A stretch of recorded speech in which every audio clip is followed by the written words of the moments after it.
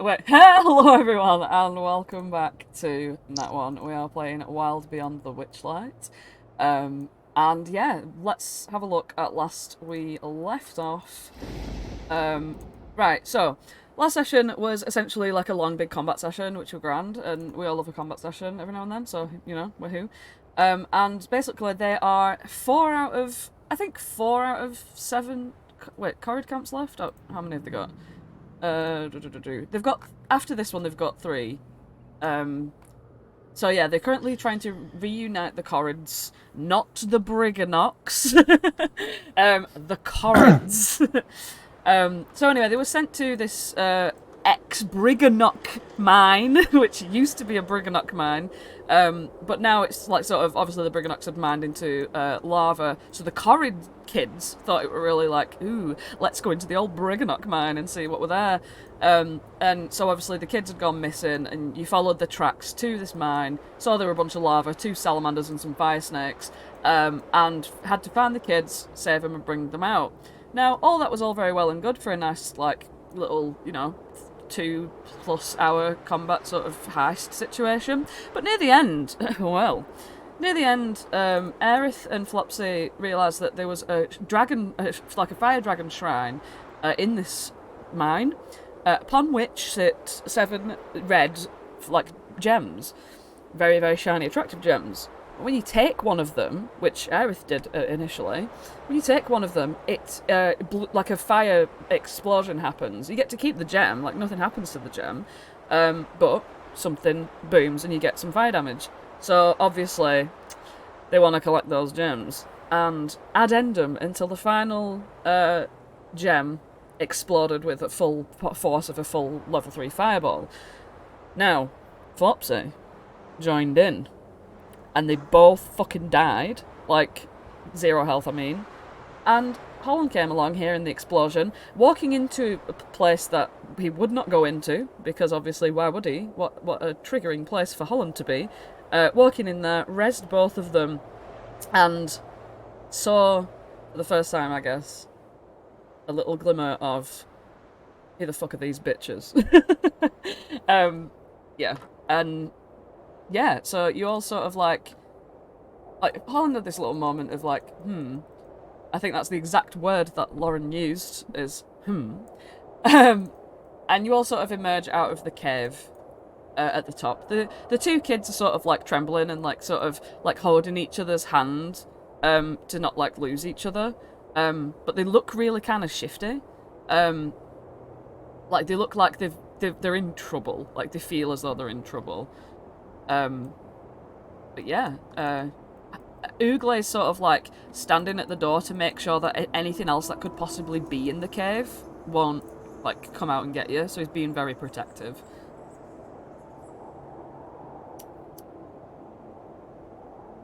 Flopsy is going to immediately walk up to Gleam and start exclaiming whilst grabbing her hand. Gleam, I'm so proud of you. Gleam looks like she's having Vietnam flashbacks. She's like, her eyes are like really wide, and she's like looking at the kids, and she can't quite believe that like she's done anything heroic. So as you like shake her hand or like hold her hands or whatever, she's just kind of a bit floppy as she moves with you. Like,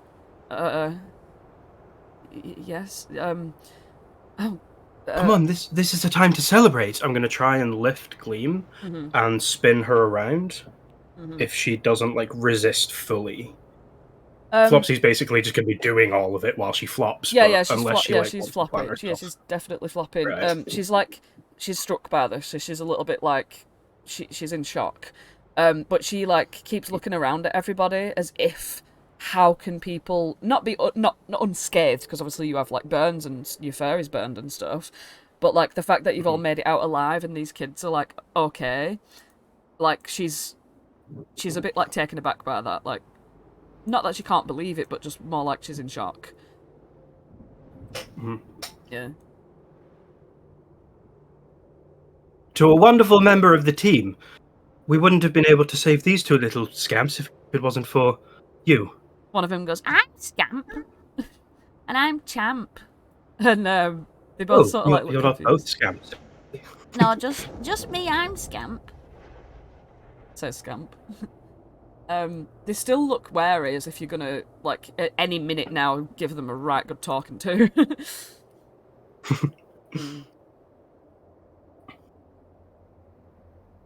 Well, everyone, I think we did fantastic work as a team there.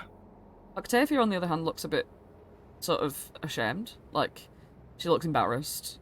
But obviously, she was the one who did get, like, the most fucked up. I guess of her own fault. And she's just sort of, like, stands up and she's like, yeah, I guess we, if it weren't for you guys, I mean, I wouldn't have never gone in there, like, on my own or anything. So I'm really glad that... Octavia, if it wasn't for you, we wouldn't have got these 2 children out. If it wasn't for every single one of us. Really? I don't think what did I do? Like, she's almost fishing for validation. Do you think, like, any of us could have done it on our own? Because I don't. I think we needed to be a team for that to work. Yeah, you can tell on her face that she doesn't quite believe that's true about herself. Gleam's still looking stunned. Like, Gleam does acknowledge that of Octavia, but you can see she actually, like, holds herself back from having an opinion. And then says, "No, yes, that was incredibly terrifying, and the fact that we all came out of that unscathed. Well, not unscathed, because she, like, strokes Flopsy's little burns. But that's incredible.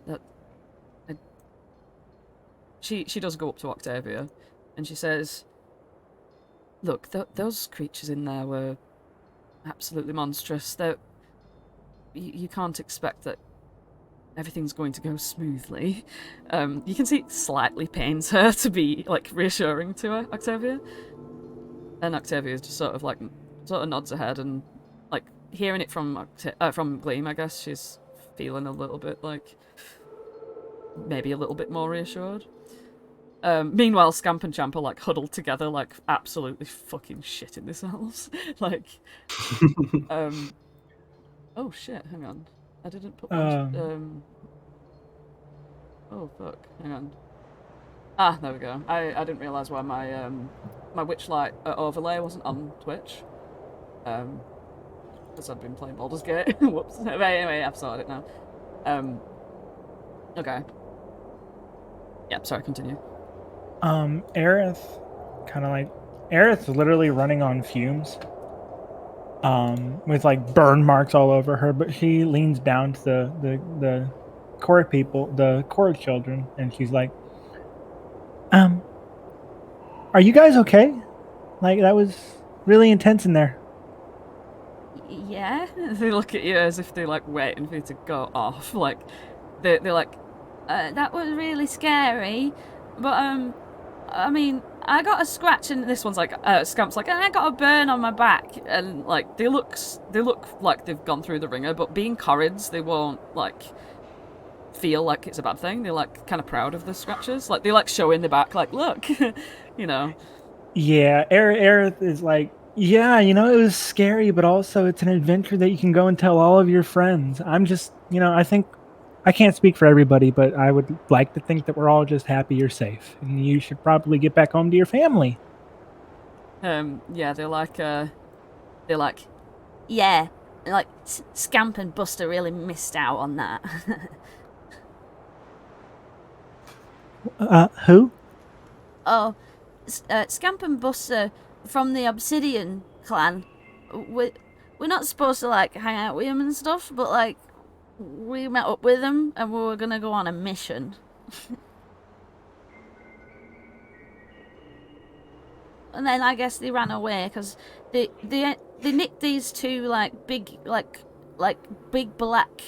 like, rocks, and they nicked them, and it looked like obsidian, so they nicked them and took them back and then left us. Well, that's not very nice. What was the mission you guys were gonna go and do? Well, do you know this place? It were like from them Briganocks. that's where they used to live. So obviously we hate them Briganocks. So we're like, oh, let's go and mess around in their house and see if they've got any treasures. It's not their house anymore, I don't think. Like, they look like they don't really know much about the Briganock lore.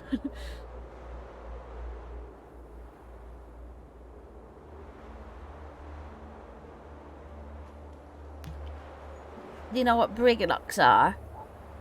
Oh yeah, I know what those are. They're like evil little horrible mouse people, and then what they do is they sneak into your bedroom at night time, and then they try and like eat your dreams out of your ears. Whoa, that doesn't sound like what guys, these Briganocks are scary. Should we actually be working with them? So, Aerith, what are you talking about? The kids, they said that the Briganocks are evil dream eaters. Come on, you know that's not true, Aerith. We met them. I know. I'm just having a bit of fun, sorry. But you shouldn't encourage it. Oh, they're kids. Let them imagine. Well, it starts off as small things as kids. But no, kids. Actually, the Briganocks aren't what you've heard about them at all. They're actually really nice. Well, my dad told me that they keep your dreams in these rocks, and then they steal them and keep them to themselves. No, they keep the dreams in rocks to protect them. Have you ever had a dream you really wanted to come true? Well, sometimes, dreams are hard to come true because they're not always being looked after. But if they're in rock and no one can get to them, they're nice and safe. Champ's like looking at Scamp and I was like, See, I knew they did eat your dreams. like as if they do, like you almost confirm that they do take your dreams into rocks. So like, Oh dear. that's how they like have taken that. And they're like, So are you not gonna like shout at us then? Well, what would shouting ever accomplish? Like, I don't know, like, because we went off and we were not supposed to go off. Because we're supposed to stay in our camps as separate, in our camps, and we're not allowed to go and talk to Obsidian kids, and we're not allowed to talk to any of the other kids. That seems like a bit of a mean rule. Why are you not allowed to see the other kids? Well, I don't know. I think all the adults fell out. Well, we're gonna bring them back together. So you don't need to worry about that, because it won't be long until you can see all your friends again. they kind of like look like they believe that's true, considering the absolute display of heroism that you gave. So they don't like show. They're like actually looking forward to that being a thing. Like they're just like, Yeah. Well, like, kind of like go home. I don't know what you guys are gonna do, but like, can we just go? I know the way We should back. really make sure that you get home safely. We're Corrids. We don't need escorts. We just got ourselves in a sticky situation. Well, we can make sure you don't get in another sticky situation on your way back. Oh, fine. they like look like really fucking like put out by that. Just like, ugh, I'm gonna bring. I'll race you guys. We're not allowed to race each other. What? No, we're not allowed to do competitive things.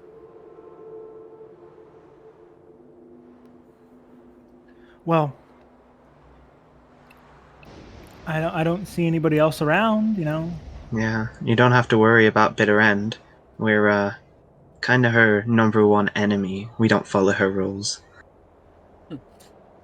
They smile at that. They kind of get a bit like more like swaggy about it. Like, yeah, we're with the cool guys.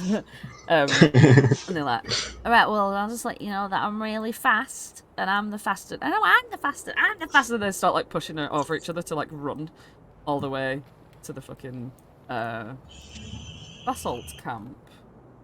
I'm just going to sort of copy. Where are you now? Assault.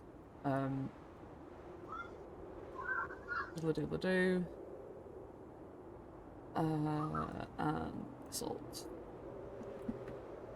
Yeah, I'll just copy you all in. Oh, cracky. That's a lot. If you are actually wanting to race these kids, then you can, like, sort of roll an athletics or acrobatics, whichever one you choose. They will as well.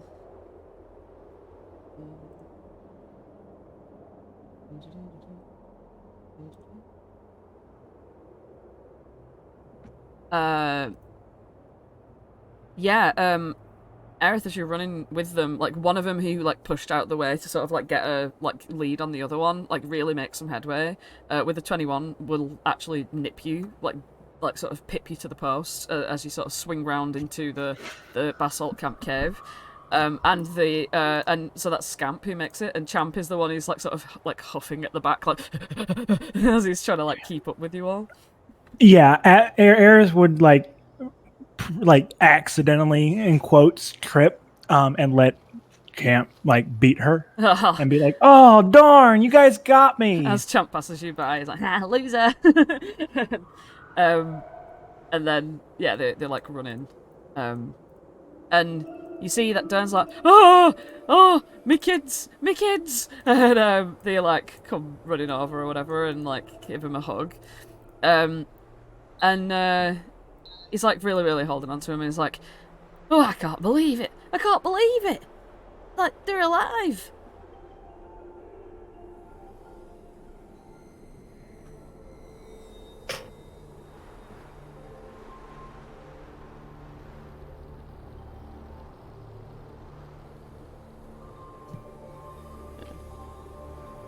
Flopsy's gonna walk up to him. Yeah. There was no real danger for your kids in the end. We found them tucked in a cave, and we made sure that they were our first priority out of there. Champ's like, "What are you talking about? No real danger. 2 salamanders, like loads of fire snakes. They're all squirming around, and I got bit and scratched up, and oh, it was horrible. And then I threw a rock at a salamander's head." And like Dern's nodding along, like, Flopsy doesn't break eye contact with Dern. He just smiles at him. Well, I didn't want to worry your father, but yes, there's no danger to them now. Oh. He looks at him and he goes, he like sees you what you're doing, like he takes what you say, and he's like, "Wow, what big strong kids I've got." And they're all like, "Oh yeah, and I did this," and they start talking so much shit about what they did, like they did not do, but you actually hear them say stuff that you guys did, like as inspiration for what they're lying about. Dern's like nodding along, going like, "Oh yeah, like, oh, show us your muscles," and all this stuff, and like that kind of stuff. And as soon as they like sort of scamper off and whatever, he's like, "Oh, thank you so much. I was so worried. You know, I'm not. I'll just tell you a secret. I'm not like very strong myself, and we're a little bit of a coward about going and finding them. So I'm really glad that I didn't have to do that." He looks like a little, you know, like a pathetic man. You know what I mean? Like. Flopsy's gonna like just pat him on the shoulder and turn around to everyone behind him. "Look at everyone behind me.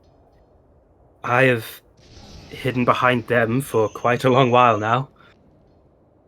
When you're on your own, it's very easy to take the coward's way out. It's why I always think there is extra safety in numbers." I mean, I think it's just because we're all like split up and that. Like, we would be much better together, I guess. I mean, with less of us, it's harder, isn't it? Well, that's what I wanted to talk to you. Well, it's what we wanted to talk to you about in this camp. We've been to three current camps so far, and it seems as if this split up is rather over nothing. Oh, have you? I think everybody secretly believes that they'll be stronger together, but nobody wants to be the first to admit it. Yenna's like, "This is what I've been saying the whole time. No one listens to me. No one cares what I have to say. Oh, Yana and basalts, just talking shit constantly. But oh, I've been trying to say, come round to my house for a brew. No one listens. Carla, where's that tea? Carla's like, yeah, give him some tea. Yeah, tea. She just like goes around and like gives everyone tea.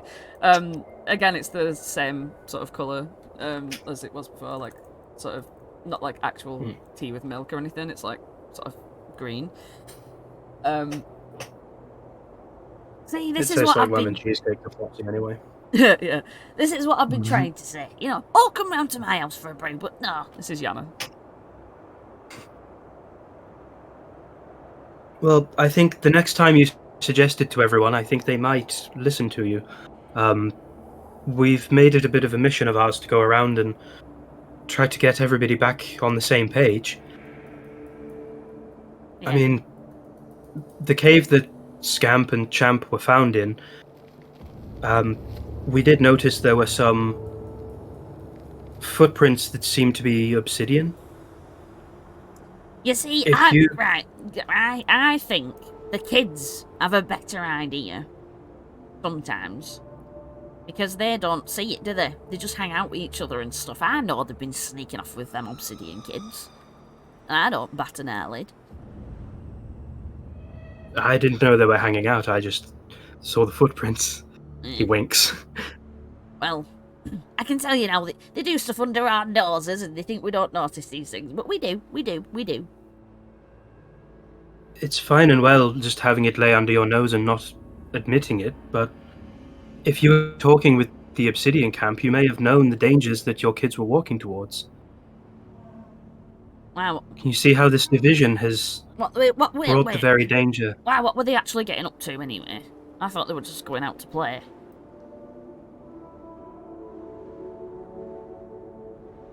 I believe that's all they were doing. But they were quite a ways away. Weren't they close to the Obsidian camp? It was sort of equidistant. Oh, okay. Like a meeting place where they could go. Like, you know, it's like, oh, there's an abandoned hospital, let's go and fuck about in there. And, you know what I mean? Yeah. Like that kind of vibe. Yeah. They were out playing, but they had to go quite far afield. They think that their parents don't approve of what they're doing, so of course they're going to be secretive about it. Mm. And because of the petty squabbles you have,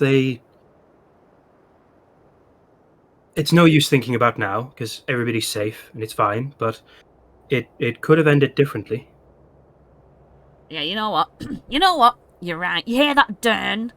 Don't be telling them kids off about hanging out with them bloody, you know, Obsidian kids anymore, and any other kids for that matter. And Dern's like, yeah, right. Like, okay. Anyway, right, go and look after him anyway. Though. Bloody hell, you've been without him long enough. And he's like, no, I'll be sure. She says, I'll be sure. If any other courage come my way, I'll go and meet him myself at Lockbrienge. I'll go around there myself. That's what we'll do. We'll all arrange to meet them all of them, Lockbrienge. Big meeting on the summit. and That sounds like a very good idea. Corla's like, yeah, maybe like we'll dance again like we used to. And Yenna's like, I can't see that happening, but maybe. We can't get your hopes up.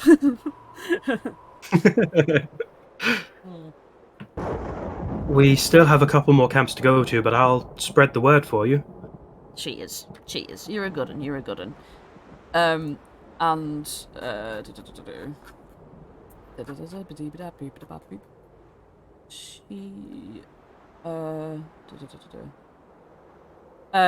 She basically sort of like bows her head to you, like a very long iron-like sort of dreadlocks, sort of like swishing and clanging as she does, and like she lifts her head up, and it's like it seems as though she's bestowed upon you like a great like honor of like having a bow from her. She extends a hand out to you and she says, right, we're all friends now. Oh, I liked to consider us friends before, but glad to have it confirmed. Shakes her hand. All you need, especially tea, come to us. Let us know when meeting's happening. Anyway, come on. Thanks. Well, the only thing that I wanted to ask for right now is if I could maybe rest my feet a little here. I am rather tired from what we've just been through. I mean, Can we have a short rest, DM? She looks a bit like freaked out at the idea of like you sleeping on any of the beds. So she's like, I mean, yeah, you can sit by a fire and have a brew. Have a brew. Come and have a brew, everybody. Come and have a brew. and you can have a short rest, but like I don't feel like happy in the whole brew like situation. Oh yeah, 100%. So you guys I just wanted to have. Yeah, you guys can chat for a long rest, but like for a short rest, you guys can chat, but these guys are all going to do their own thing as I read stuff. So yeah, feel free to take a short rest. RP as you wish. You can have access to this sort of campfire area, which would be a bit more like furnished than the map shows. Would anybody else like to sit by the fire?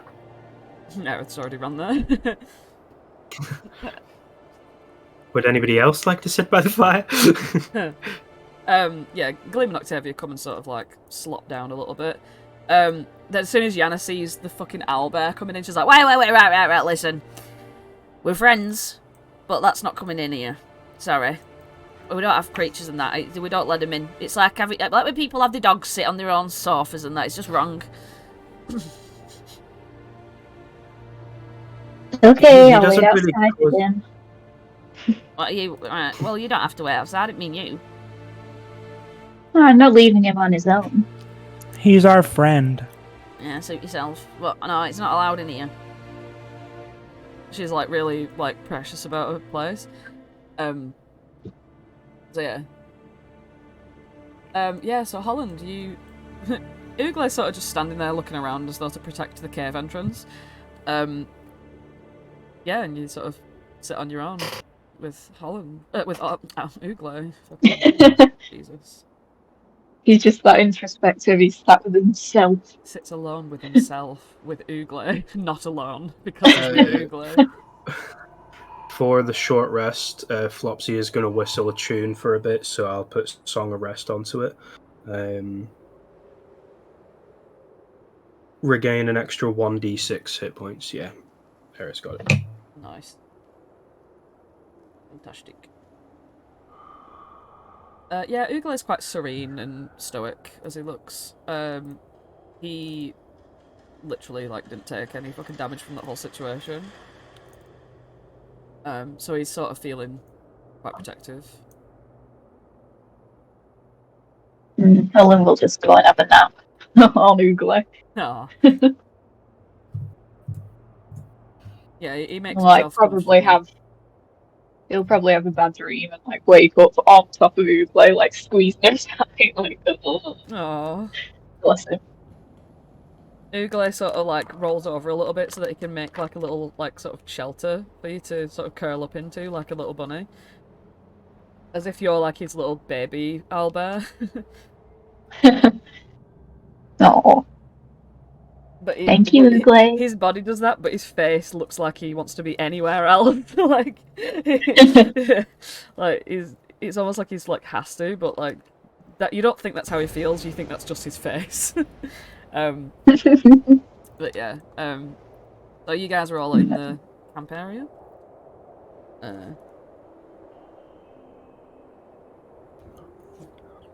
God, that hit dice sucks. Jesus. Yes, I'm expending more and more of my hit dice because it's bloody terrible. Terrible. Yeah, I had no HP. I was running on Holland's 5 temp before, but I'm okay now. Mm. I was as well, so that's why I'm doing this too. Yeah, I have Fun no times. hit dice. Yay.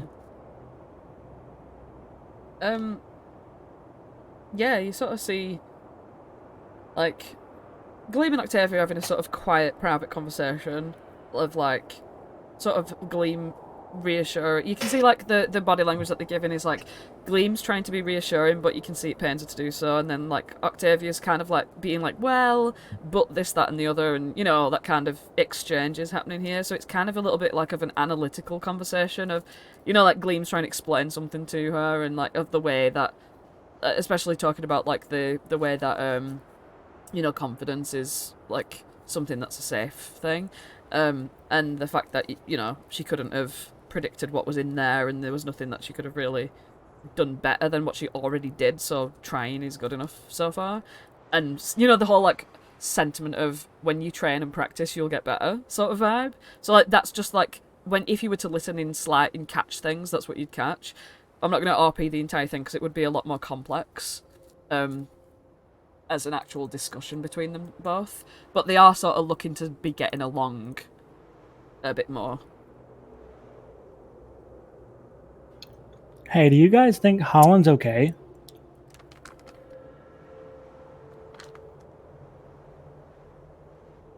I think it was a pretty scary place for Holland to be around. He doesn't exactly have the most happy history with fire. It would have been better for him if he didn't have to come inside. Oh man, I didn't even think about that.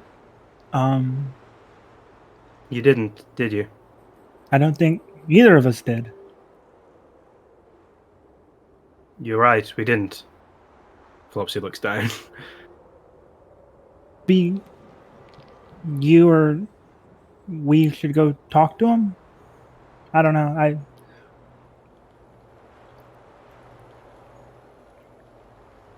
Or maybe we should just give him space. I don't know. I think it's been long enough for now that he's been out with Ugle. I'll go and see how he's doing. Keep me updated. Flopsy, I as will. you like go over there and like you see Holland sort of like having his little nap. Obviously, you've all had say an hour's worth of rest at this point, I'd say. Like you do see Holland stirring in his sleep and sort of jumping and stuff and trying to get comfy.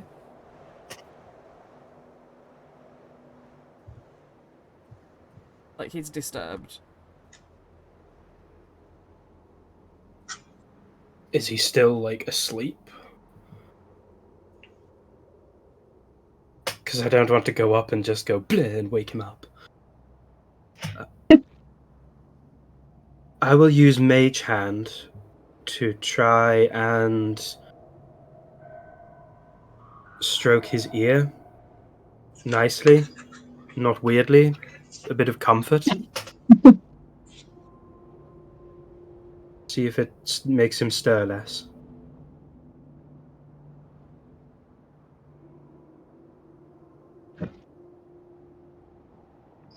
He like flicks his ear, like in his sleep, like a dog would, I suppose. And then he like gently stirs awake.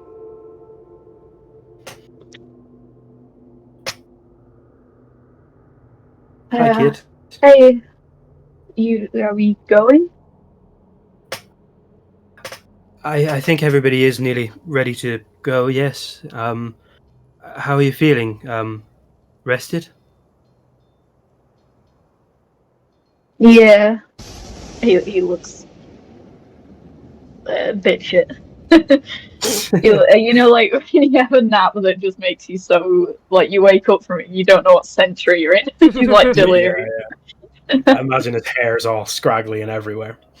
Bed hair, but on his entire self. Yeah. I think I can use prestidigitation to make that look better, actually.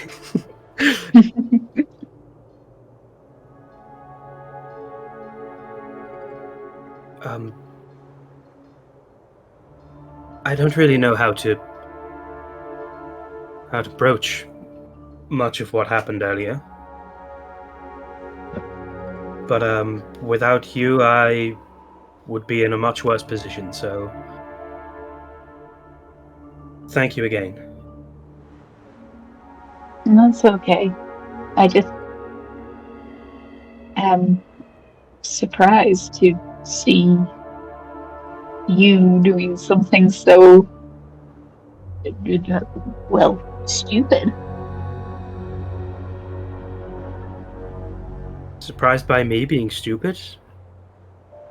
Did you meet me yesterday? no, I don't know. I didn't think you... Like, when you do stuff normally, even if it is a bit silly, it's with everyone else in mind, or the best outcome in mind, you know? What was... I mean, what else? What, just for some gems?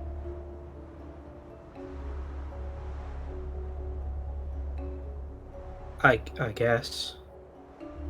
I guess it was for the gems. I didn't really think it through. Honestly, I don't even know what they do. It was easy for me to say that Aerith was doing it, so I jumped in to stop Aerith getting hurt, but we just carried on, didn't we? Yeah. I mean,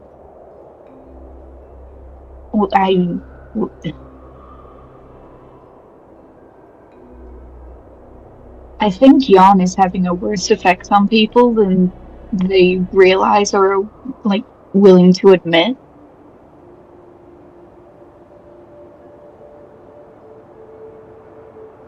How do you mean? Well, I think this is, like... well, it's the first time I've ever seen you do something like this. And I mean, Aerith is being, you know, like, she's been weird since we got to Yam. And I mean, Gleam's been here ages. She's kind of, you know, and I mean, even Archie's a bit snappier than usual. I don't want Endolin to, like, be, like, in our heads anymore.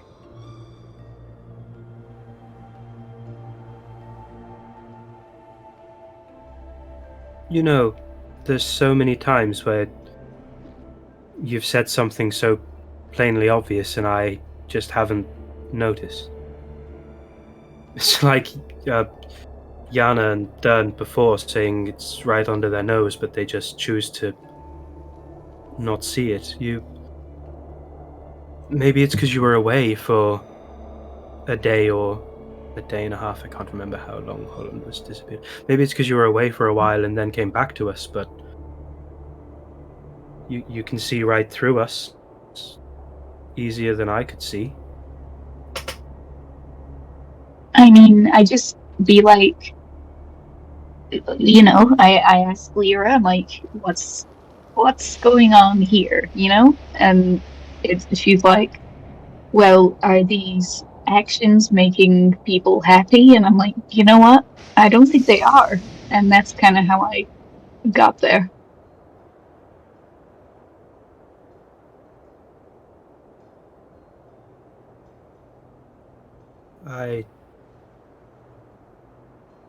Flopsy's kind of looking down. He doesn't really know how to respond.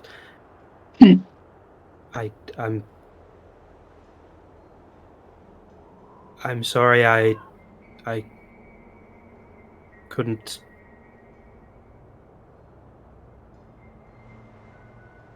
I suppose.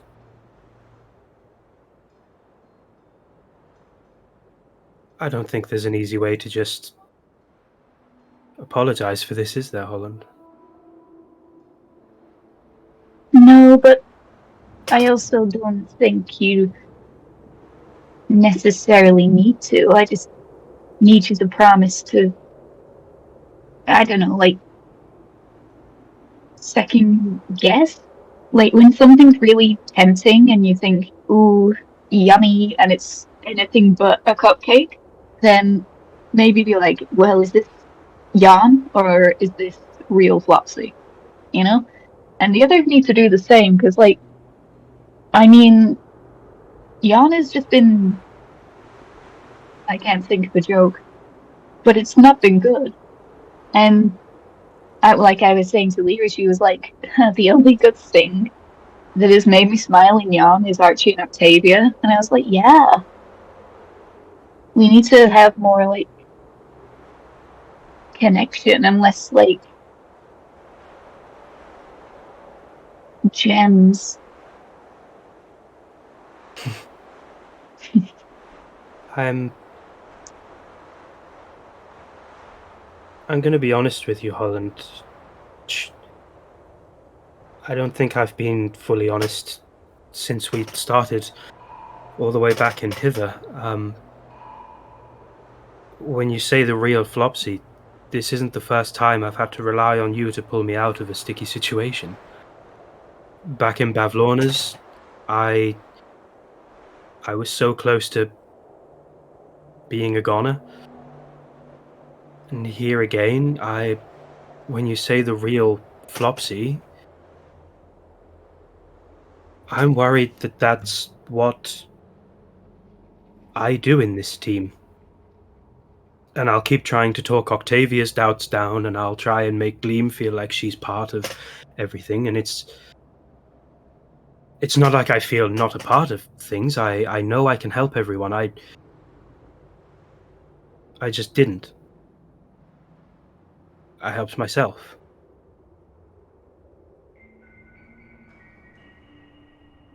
I have a lot of worries about what I can do to help everybody. But what I can do is promise to put that first. Like I didn't do this morning. I think I've been forgetting about it more in Yon. So I won't forget again. No. Holland's gonna bring him in for a hug. You know, I guess while we're doing I'm sorry's, I'm sorry I lied to you for like 8 years about your sense of fashion. It's okay. I wouldn't have wanted you to have told me the truth back then. And it was... I mean, when I said I liked it, I did. Not because it was, you know, coordinated, but because I could always see you wherever you were in the carnival.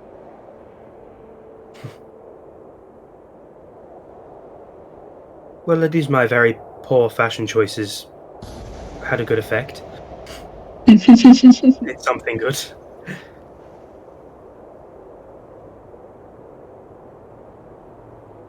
Well, I can't wait to see what you put together when we get it back from that bitch, Endolin. He looks a bit proud of himself that he's sworn in front of you.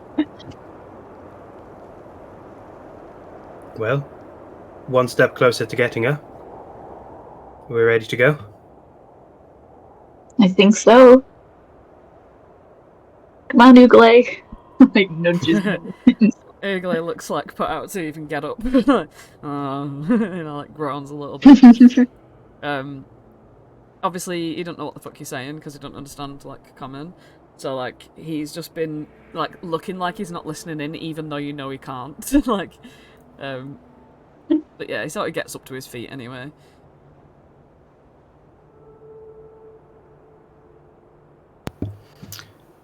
Flopsy will mind message Archie over at the campfire. Is everybody over there ready? Guys, are we ready to go? Octavia stands up to her feet and she's like, I think so. She looks over at Gleam and sort of gives her a nod and a smile after the sort of conversation that they're having. And Gleam sort of like, they both look like they've come from a refreshing conversation. Yes. Gleam says, let's get on with it. She smiles and, like, kind of for the first time, smiles like real smiley. You know what I mean? Also, fucking Amador and Gleam have actually... sorry, Amador and Polynella have been around. But I'd say, like, they were just sort of knocking around somewhere. Canoodling. Yeah, I kind of forgot about them a little bit, but whatever. They've just been hiding around the corner every single time. Yeah. Polynella, there we go. Just get them both out, just to show that they actually exist here. Amador's like, yes, let's make haste! And yeah, they mosey their way out of the cave. Yeah, we're ready now. Yeah, I And my message back stood in front of Holland. Flopsy. Thanks for letting me know. I mind message back. Octavia's like, yep, I can do this. I can do this. And you, like, sort of Yanna's like, bye, see you later, all the fucking Corrids and stuff, like, say bye to you and stuff. Thanks for the tea. you're welcome anytime. And yeah, you sort of end up, like, sort of wandering around. What sort of, like, camp do you think you're gonna go to next? Obsidian. Obsidian one is probably nearby. Yeah. Just gonna sort of paste you in. Obviously, the regular, like, Yon mountainside map, which there's not many maps for Yon. I'm just gonna say this now. I really wish that someone would make a map pack for Yon, but you know, shouting out there. Yeah, shouting out snowy maps. Like, go and look at snowy maps, everybody. Like, geez Louise. Yeah, snowy maps, awesome maps. Yeah, but yeah, so anyway, you end up, you're just sort of like wandering along the mountainside, and you're intending to go to Obsidian, right? Just sort of like RP amongst yourself as you sort of like travel along.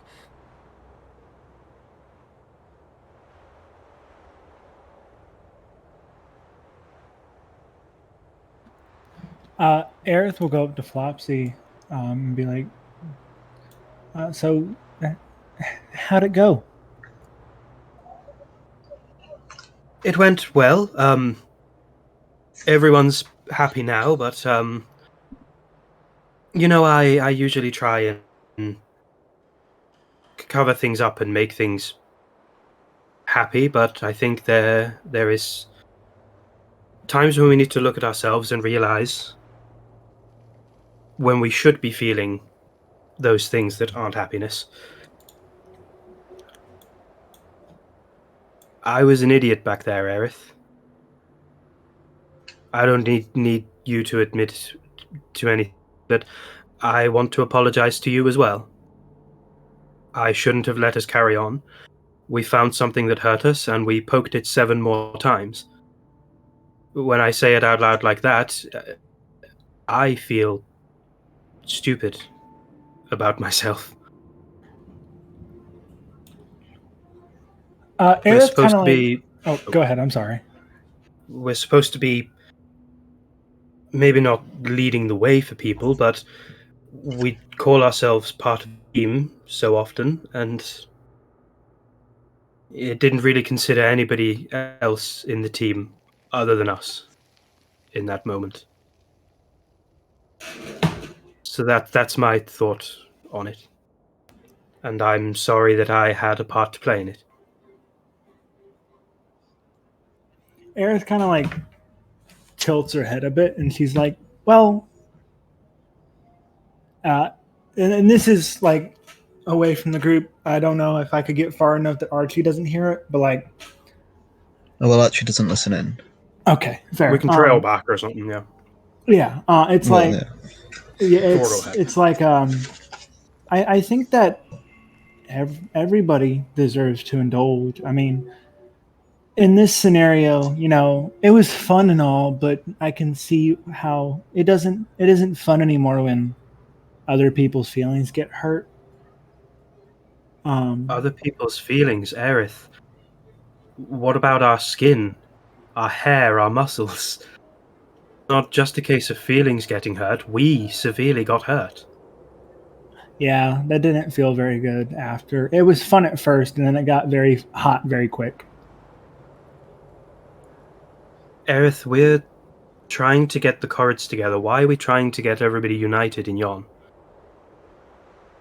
To take down Endolin? Exactly. To take down Endolin. Now, if we go to Motherhorn, if we go to Endolin's house, and the first thing that we touch hurts us, what are we going to do? Poke the same thing 7 times? I don't mean to sound like I'm telling you off. As I said, I played my part in all of this, but I feel like I, at least, and you should too, learn from this.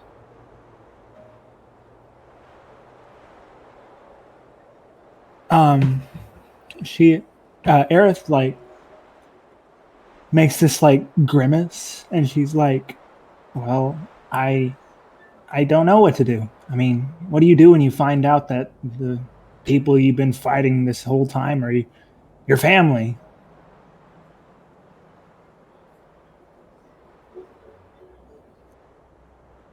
I don't actually know what to say to that. I couldn't imagine it. Does it truly change how you feel about them, though? There may be more secrets to find out, but all that they've done, and all that they've done to your friends and you alone, forget about the rest of this place for a second. Does it really change everything that we're doing?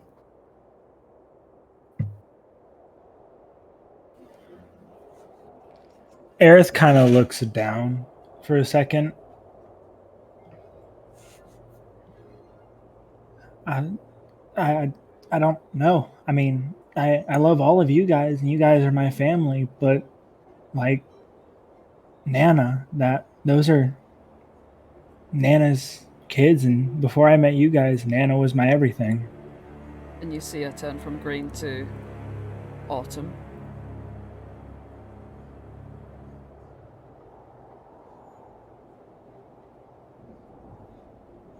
I don't really know what we're getting ourselves in for, but I can promise you this. I know you have a lot of history with Nana, both good and questionable, but you don't have any history with any of the other hags that we're going to see. You do have a history with us. We'll be there for you. I'm not going to let anything happen to you guys. It's not a matter of if I'm going to, like, let you guys fall. Oh, no, I wasn't suggesting that. I was just saying we won't let you fall. We'll help you if you want to find secrets, if you want to find anything else. But our main goal is to save everyone. Yeah. And you all stand there amidst the towering peaks of this mountainous landscape, above the sky, devoid of moon and stars, only grey, only thick, leaden clouds inside which thunder grumbles and groans. A bolt of lightning thrashes from the sky to lash the ground before you. And the explosive boom from this and like dazzling bloom of light causes you all a brief lapse of your senses. Your ears are like ringing and your eyes are just trying to like adjust back to the sort of dark gloom of Yon. And when you're able to see a little clearer, you see on the ground before you a huge searing scar as though lasered into the ground, and parallel to it on either side some strange unfamiliar script. Small flecks of slate upon the ground start to bounce. You feel this vibration underfoot, this deep, deep unsettling within, as though the world itself was a titanic monster waking up and you're just a flea on its back, and it travels up, your knees faltering a little as the shaking intensifies. An earthquake? the scripts surrounding the crack in the ground then suddenly glow, emitting blue lights that shoot out like many spotlights into the sky, flickering and crossing over each other as the crack starts to widen. Like pebbles and rocks, like sort to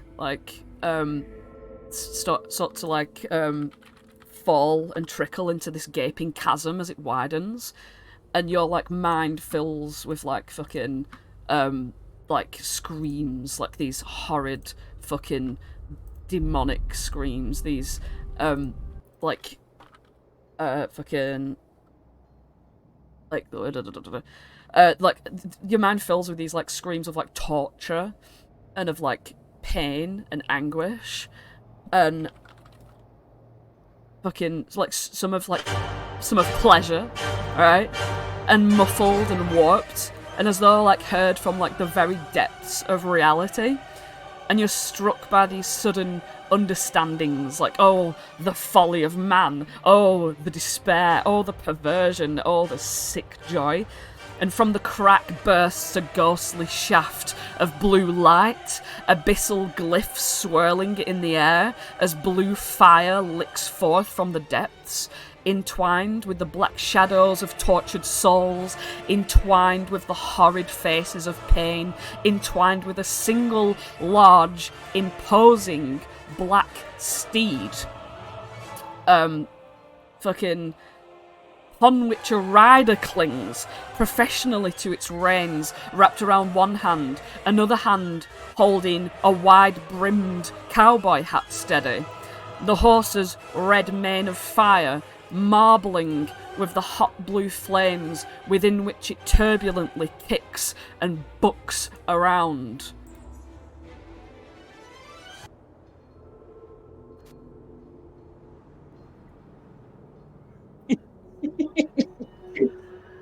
What the fuck? Atop the beautiful steed is a male air genasi. A shock of white wispy hair. He's tall, and despite the alarming size of the horse, his gangly arms and legs look a little out of place. I mean, if Daddy Longlegs were air genasis, well, that's this guy. He's sporting a warm shirt with the sleeves rolled up, some stylish leather chaps, and a shiny pair of cowboy boots. On his hip is a leather holster, but the contents are much less threatening as it carries what is clearly a bright green water pistol. He's clad in an alarming amount of jewellery, rings, chains, earrings. Even the brim of his hat is pierced with dangling hoops and like trinkets. His face is smug as he lifts the brim of his hat, hollering a "Yeehaw!" before his satisfied expression. Oh my god! Before his satisfied expression turns to one of confusion, as if he has no idea what just happened. The sort of abyssal light and shit like that, like all sort of like fades out into the background, and like all sort of disappears, and like the chasm like closes up and everything. The horse, which was all just like bucking around like crazy, sort of like stops and realizes like where it is, and then just like sort of like it stops its act and just stands still. Felix still atop. Felix. He still looks totally confused, as if like, how the hell did I end up here? He takes in his surroundings a little bit, and like he might have given the impression of being like a professional horse rider or something at the start, but he certainly is not, because he's like clinging to this horse now, even though it's stopped bucking, and he like struggles to get off in the most awkward way possible. Aerith Part of has the her... surrounding. Oh, Part of the surroundings is just Holland barreling towards you. Felix! And just wraps you up in a hug. Flopsy's gonna run up behind Holland as well. Aerith had her sword and shield out, and she's just kind of standing here and looks at Archie, and she's like, "Am I missing something?" I'm... Archie just looks at you with her bow drawn and like shrugs. He pulls Holland and Flopsy in for a Daddy Longlegs hug. Oh, hey, it's my pals, my fun-sized friends, my sisters, my brothers, my dogs, and he looks behind him and sees everyone else, and he's like, and you guys, yeah. Oh, Yeah, oh walk my up. gosh, it's been so long. Oh my goodness. Um, And we have so much to tell you. Oh my god. So we were in a different place, and we saw this really froggy, horrible lady called Bavlorna. She's not good. And Mhm. then she was scared of Oswald, so she sent Oswald home. And Elar died, but then came back, and now she's also with Oswald. And then we went to Thither, and I met an old lady called Scabather, and she's not nice either. And he just launches into everything that they've done. I mean, Felix is like a little taken aback, I'm not gonna lie, but then like he starts grinning and he's like, let me tell you the goss that I've heard. So I was like deep in the pits of the abyss or whatever, I don't know. There was a lot of screaming, it was cold, it was hot, whatever. And there was this guy, right, and I can't pronounce his name, so I just call him like what did I call him? Like G Dizzle or something like that. No, it was A Dizzle. Anyway, he was like this big guy in charge of everyone, but he totally broke up with his girlfriend Tasha, and he can't get a hold of his ex, and like he's just given up on his title as Prince of the Demons or whatever it was. Can't be asked with the war anymore, and he's dying for Tasha to call him back. So yeah, that's what I've been up to. You were face to face with Grast. Is that his name? A Dizzle, you know, Z Dizzle, whatever.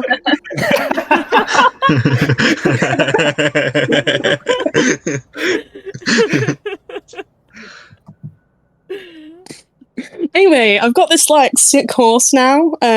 Fight for a main, you know. What's his name? N Dizzle. Nightmare.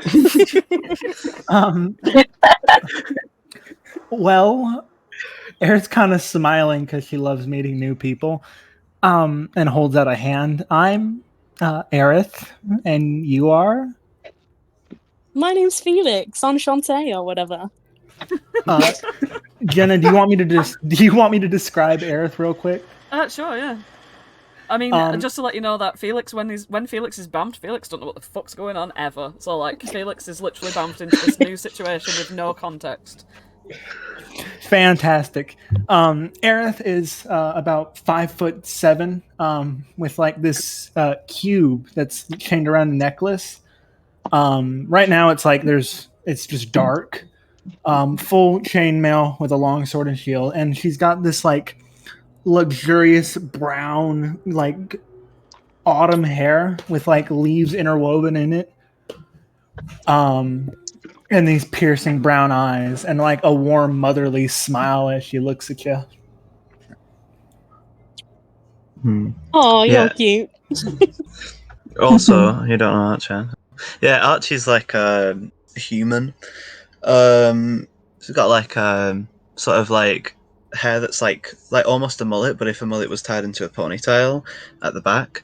And she's put her bow away, and she's like looking at your horse like she really wants to like stroke its mane, but also she realizes she'd probably burn a hand off if she did.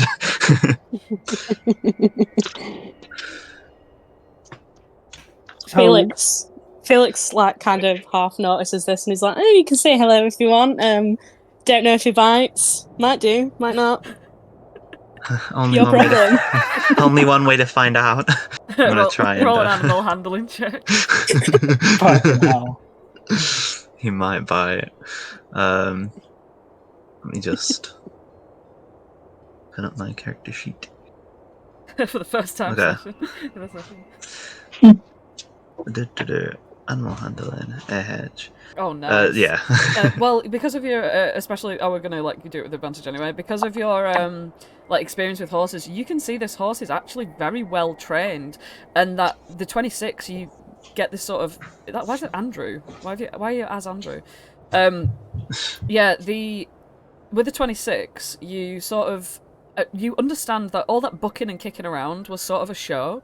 Like, it has been trained to do stuff like this, and it's very well trained as well.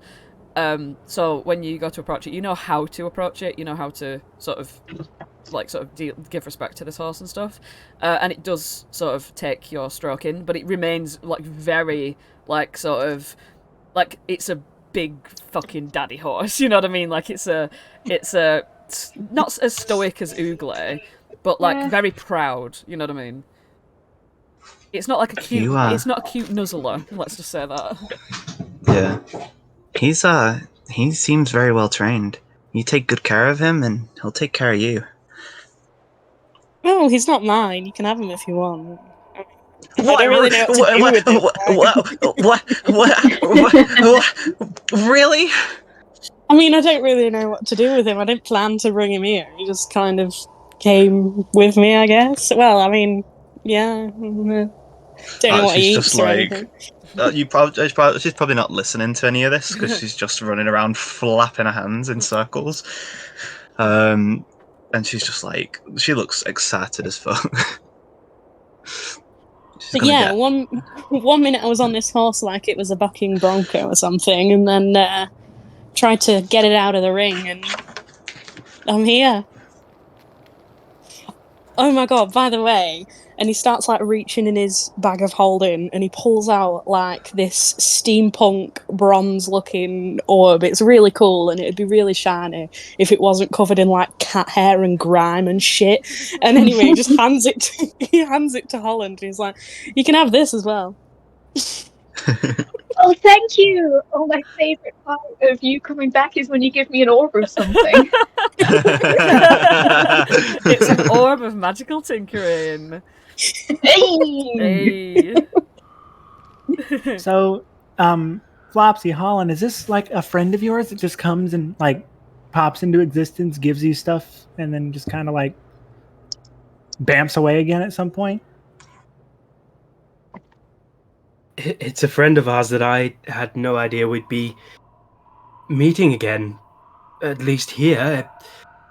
I don't understand pretty much a word of what you just said, Felix, but I'm so glad you're here.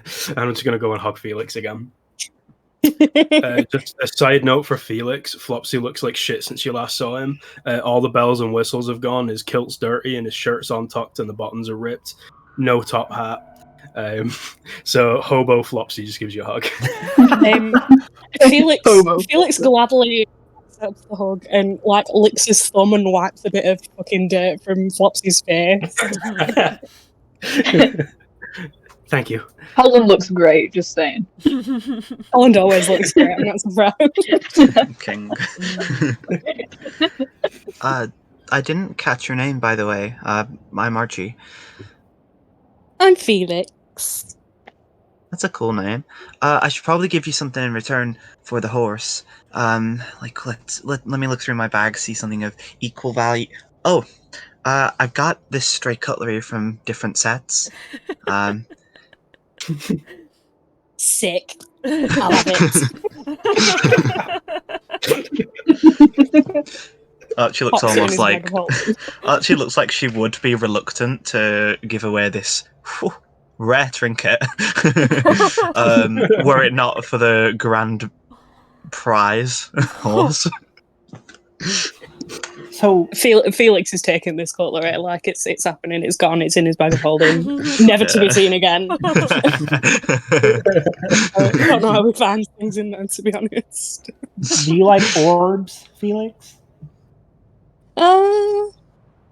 Not in particular. I just kind of pick up what I see, you know. I've got other things in here. He reaches in his bag, pulls out like a lasso made out of strawberry laces or some shit like that. I don't know. Felix, I'll give you 35 silver pieces if you like.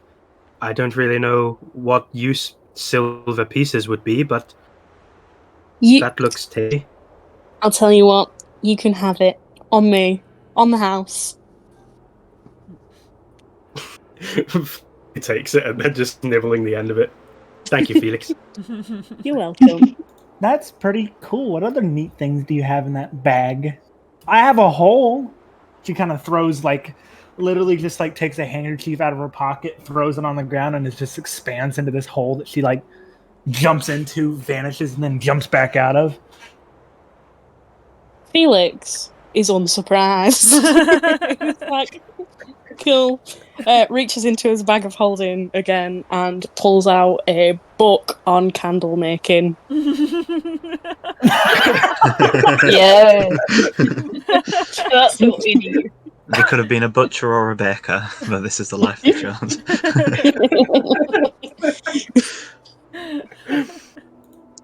You know, oh, sorry, I didn't mean to roll that.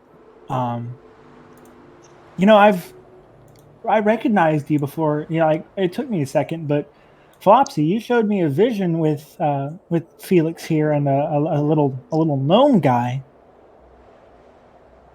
Do you have a little gnome guy with you? Oh no, wait, you must be talking about Oswald. Yes, that was when I was showing you the Witchlight Carnival, wasn't it? That's more Yeah. affirmation for me as a player, so I can thank you. Yes, Felix was there with us. It's where we first met them, actually. Oh, They went. Oh, yes. sorry, I had an epiphany. Continue though.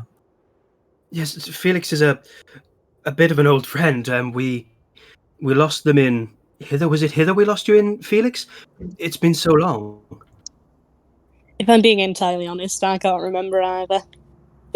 I think there was a snail somewhere. Am I wrong? There's a snail? A big one? Yes, Something like there that. was. I remembered Shelly Moo back at the carnival then. Thanks for that memory, Felix. But yes, there was an evil snail. No, wait, it wasn't an evil snail. We were trying to save it from evil mud mephits, and you were riding it away. And then I fell off and disappeared. See, Aerith, like Holland disappears when he gets hurt, Felix just does that at random times, which is why it's so strange but marvelous that you're back here again. It does happen at random times. I mean, this one time I was sat on the toilet, and yeah, you can guess what happened from there. Oh goodness. You see Aerith double taps that little necklace, and her armor and her weapon just goes, and the cube is now glowing. Neat. Well, yeah, I thought you were some crazed psychopathic, like headless horseman or something at first, and then I first saw that you had a head, and then that you weren't like psychopathic or anything. So the fiery horse was really off-putting, though. I'll say that. Crazed, maybe. Head, I do have one. It's fine, you can't have it all.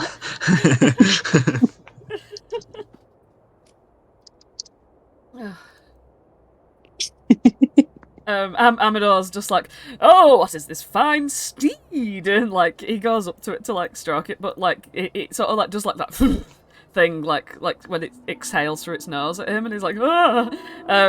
Well, I shan't be fiddling with that horse. I'll just leave it and look at it from a distance. After that, Holland realizes like how close he stood to the fire and takes a step back. Yeah. Uglay does come over somewhat curiously to sort of like see what's cracking off, and as do Gleam and Octavia. Gleam and Octavia being a bit more pally now, sort of like, you know, a bit like more talkative to each other. But yeah, Uglay's sort of looking a little bit like, who's this new bitch in town? You know what I mean? Like at the horse. Oh, jealous. Yeah, he doesn't look like he doesn't look like he's, you know, happy that this new big daddy is in town. Yeah. And it probably doesn't do big daddy every 8 hours. Yeah, legit. Although it'd be interesting to find out what it does eat. Felix raised a good point. Gleam comes over and she's like, "Oh, how impressive! What an interesting creature." Sorry, I'm Gleam. I'm somewhat new to this party. She's gonna like step forward and confidently sort of like shake your hand. Felix fist bumps her. And what you see for her description is she's a high elf. Don't be confused. She's not a moon elf. She's a high elf. She's very lithe and sort of like has a very like sort of acrobatic sort of like body. And she wears this moon mask that sort of covers her face. You can see like the bottom half of her mouth, like sort of like a superhero mask. Sort of like really shiny black hair, like sort of pulled back into a ponytail. And yeah, like. She's sort of looking at you and looking at the horse and stuff and being like, so, where are you from? This is crazy. I mean, do you mean where am I from recently or where am I from? Because I've been a lot of places. Well, I'm interested in both, if that's okay for you to say. I mean, like, right about 3 minutes ago, 48 seconds, the abyss. Oh, which layer? Somewhere between like 45, 46, 47, can't remember. Oh, I've heard stories of that place. It's a domain. Yeah, A.G. Dizzle. Azagras. I was just talking about him. He's totally broke up with his girlfriend Tasha, and he's like really pissed off. They're like he's not really paying much attention to the war. He just wants her to call him back. It's a little sad, really. He's a bit pathetic lately.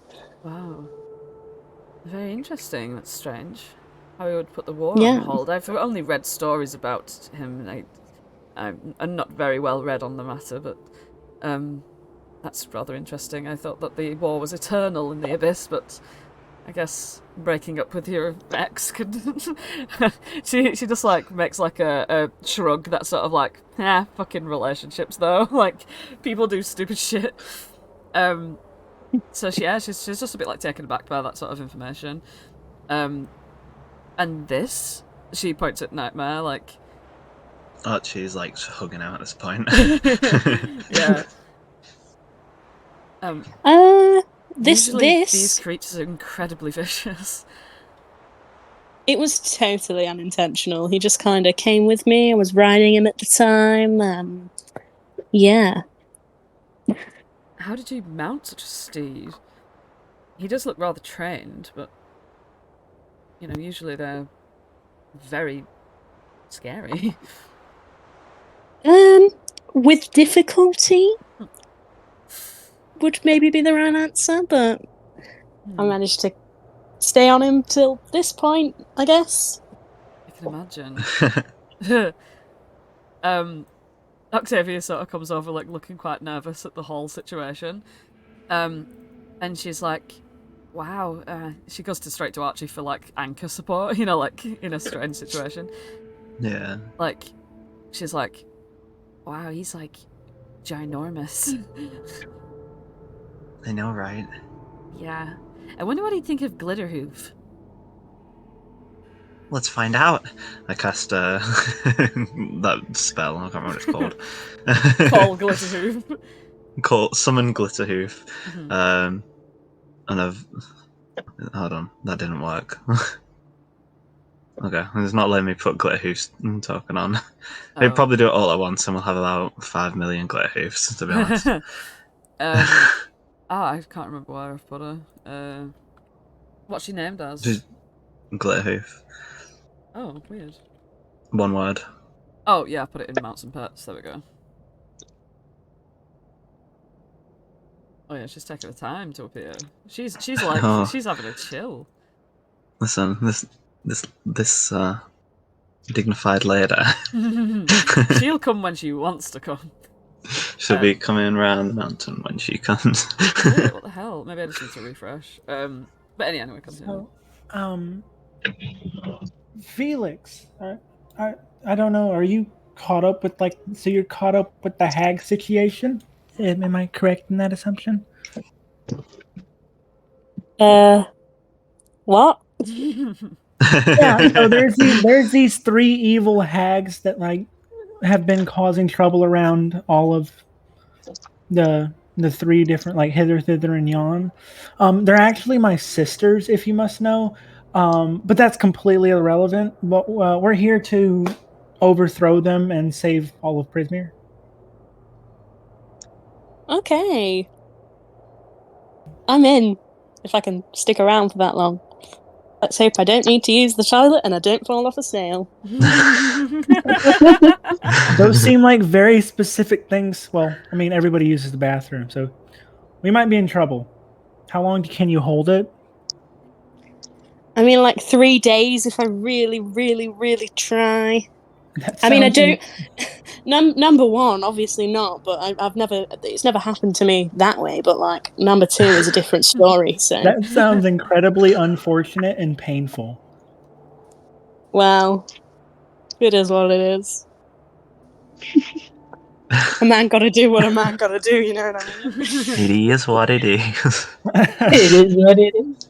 Aerith is like Aerith gives a full belly laugh. Like she finds Felix incredibly funny. Felix, by the way, does not intend in any way to be funny. He just comes out with a lot of rubbish.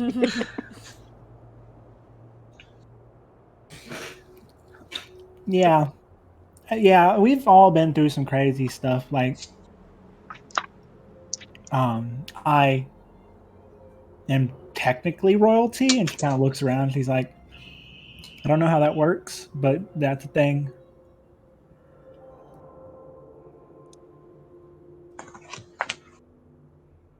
I mean, yeah. Nothing wrong with crazy. I'm looking for my chicken, Mo, you know? Stuff happens. You're still looking for your chicken? You haven't found him yet? No, still not found him. It's been like 20 years. Neither have we. We lost a chicken, actually. But, you know. Oh, what was her name? Fluffy Feet. The one with the afro chicken. What was her name? Mary L? Mary That sounds L. right. Yes, it was Mary L. She It was lived on very well. my hat for a while. Oh. Yeah, I don't know if And Felix it's- would know that Ayla died. Holland did just say it. I've been told, That's, I've been that's told. what I mean. Like, yeah, Holland would have said it, but like, Uh, yeah. I don't think, because like Felix has missed out on all of everything from hither at the beginning. So like, yeah, there's a lot. Anyway, Holland, you've aged like a fine wine, my sweet cheese, my good time boy, my pal, my buddy. Oh, thank you.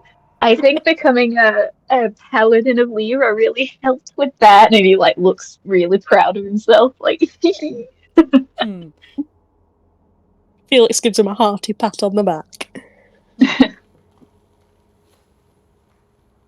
Yeah, you notice that Holland's mace sort of glows with a bit of extra energy. Like there is a glow about Holland. Like whenever you're near him, you sort of feel a bit more joyful, I guess. Lyra, the goddess of joy, has like chosen him as a paladin now. Look at you fancy boy. oh, I try.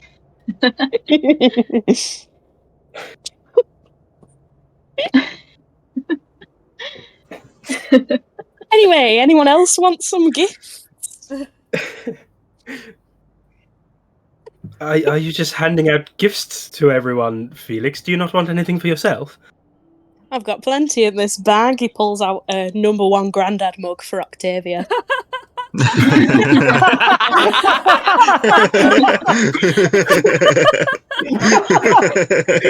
And I'll welcome back, Felix.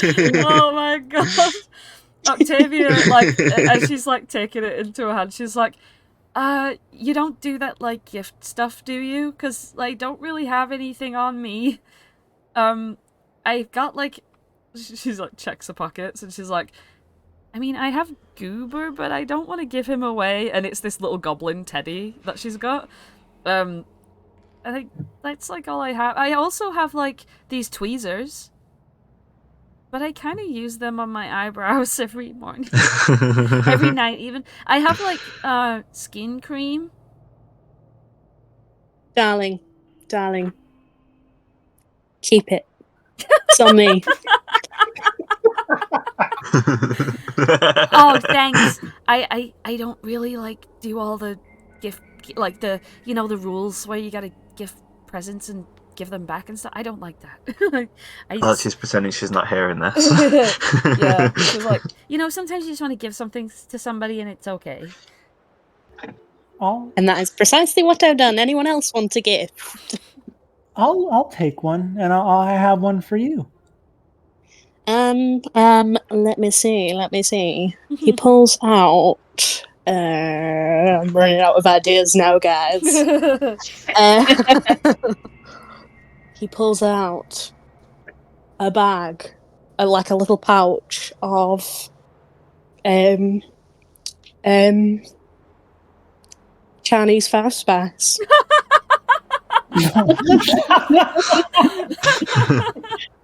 What? Spag of Chinese fast spice. Oh, we actually ran out of that in the at the orphanage. I could use this. Thank you. Here. You had products from China in the orphanage. Don't ask questions. We get that good stuff in the orphanage. I'll hand a red gem, one of those like super shiny red gems to. Ooh. Yeah, when you're actually about to take the pouch of like Chinese five spice, it drops out of your hand onto the floor.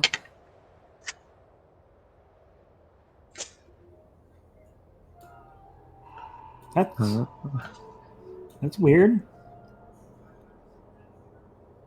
Well, you don't like Chinese fine spice, you could have just said.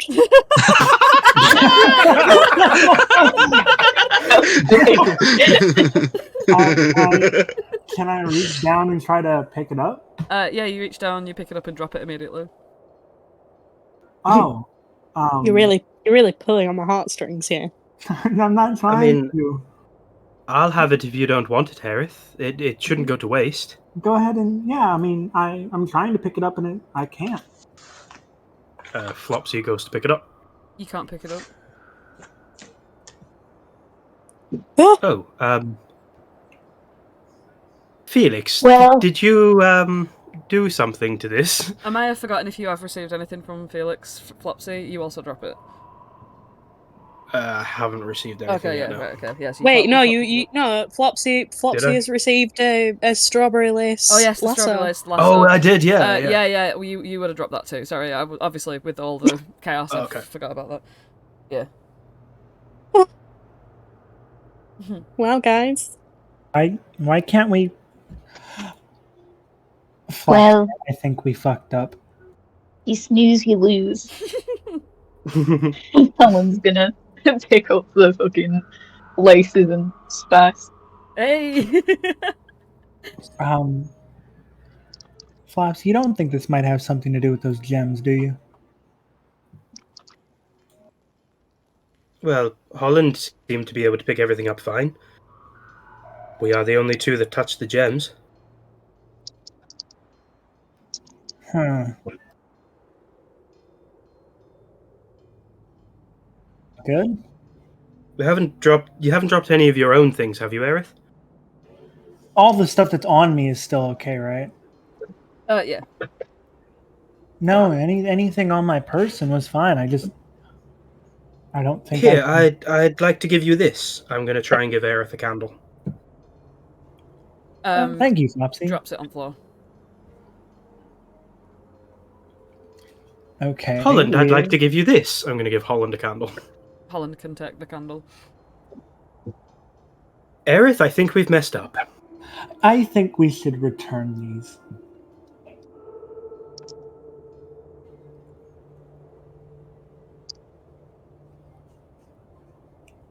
I don't know how far we are in relation to going to the new camp, but maybe we should. When you tried to give the gem to Felix, you couldn't.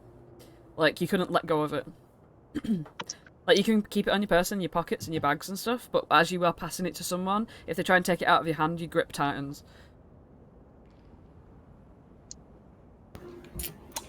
Yeah, I can't let go of this gem. I don't like this. I think we should go back to that cave and return them where they came from. Well, if you can't give it to Felix, how about I'm going to go over to this ledge here and try and throw one of the gems off. As you, like, throw it, it literally sticks to your palm. Like, as you open your fingers, it sticks to your hand, like... Hey, Aerith, high five. Oh, high five, Flopsy. I'm going to try and pass the gem to Aerith. You can pass them between each other. Well, that's new.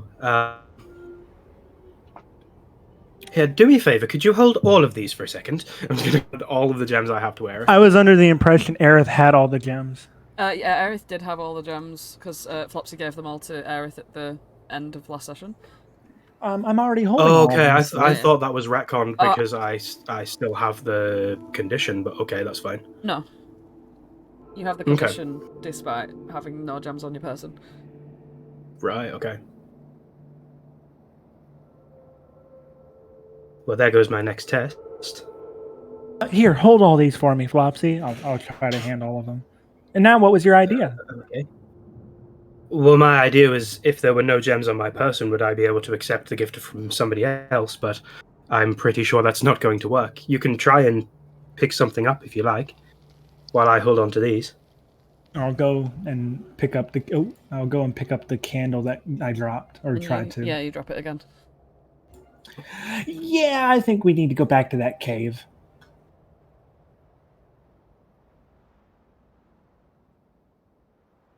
How far away are we from that cave?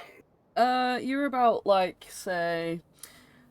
you didn't really make it that far away from, like, the basalt camp, but I'd say it was, like, a good 10-15 minute walk to the camp and then another, like, say, half an hour walk to the cave.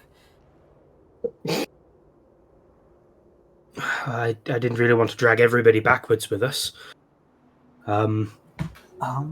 We'll see what everybody wants to do.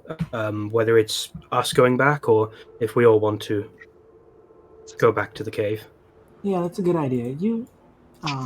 Yeah. So, fun news, everybody. And what's going on? There's Gleam. It turns out that those gems that we stupidly sacrificed a lot for, well, I was hoping they would reveal themselves to be very useful in some way, but it seems they've revealed themselves to be an absolute bloody nuisance. Me and Aerith can't pick anything up that isn't already ours. It's not that we don't want your gifts, Felix. I actually really wanted to see how that lasso tasted. But unfortunately, I think it's because we were greedy. I think this place has a twisted sense of humor for that. Ooh. But we are probably going to need to return the gems. I'll let you off them. What did Holland say? Thank you. Felix said I'll let you off then.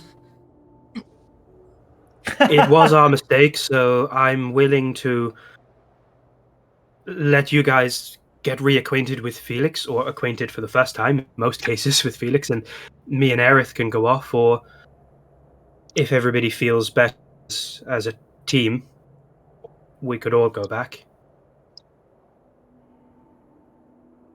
Yeah, I don't like the idea of the splitting up right now. Flopsy immediately looks less worried. Family vacation! Gleam sort of like rolls her eyes and she's like, oh, we're never going to get to Motherhorn. And like sort of like smirks at Octavia, like, because they've had this like the conversation I imagine that they've had is like sort of like just put up with each other sort of thing, but also like they understand each other more. Octavia sort of gives her a smile back and Gleam just starts making her way back like, you know what I mean? Yeah, so I guess you're all travelling back to the camp. Okay. Yeah, the walk back, obviously, you wouldn't go all the way to Basalt Camp and then all the way to the thing. You'd probably, like, take a different route. But yeah, the walk back is actually rather quiet and ominous. It's, like, very... It's almost like there's something waiting in the air. Like as though if Enderlin was watching you, it's almost like she's waiting to sort of see what you're doing. You know what I mean? Like, that kind of overbearing feeling of being watched. As you all make your way back to... the basalt cave. Sorry, the. I would like to confirm that Holland will carry me back Absolutely. because I do not want to walk. Even though we have a Witchlight now, I'm still gonna do it. Yeah, for old time's sake. I guess Your personal chauffeur. Archie is gonna like lead Nightmare, or maybe even try to ride Nightmare. I guess. I don't know. What are you gonna do, Archie, with a Nightmare?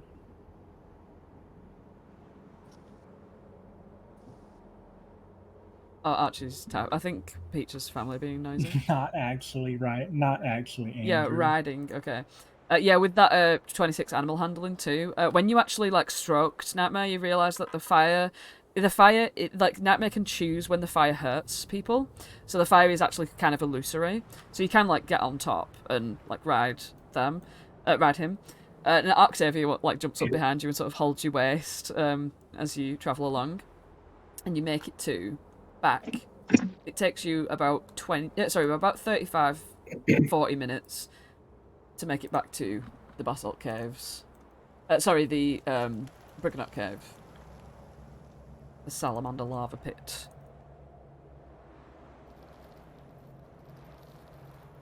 I feel like we should try to be a little bit smarter this time.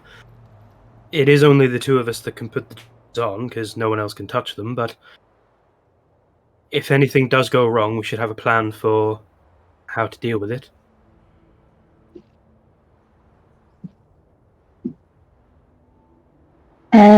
Well, my plan is wait out here, and if I hear another explosion, only then will I come in. That's a great plan. You stay there. If everybody else wants to stay out here, that's perfectly fine. It shouldn't take us too long.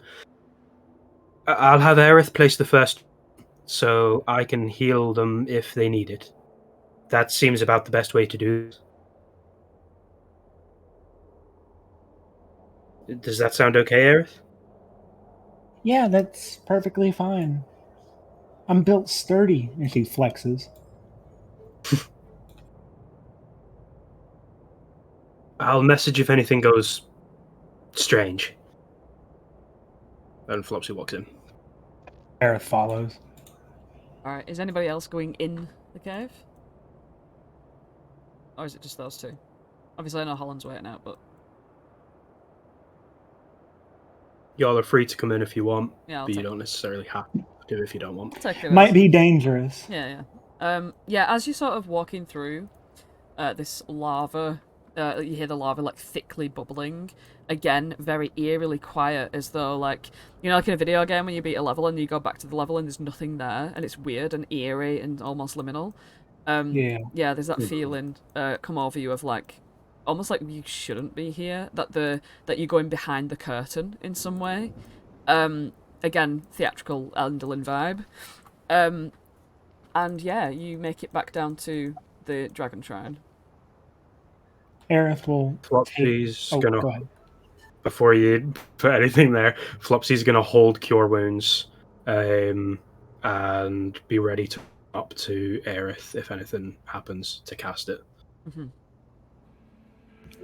Aerith will throw the hole down, reach in, grab a gem, and very gingerly place it in one of the claws, or try to. Mm-hmm. And when you sort of lift your hand away, the gem sticks to your palm.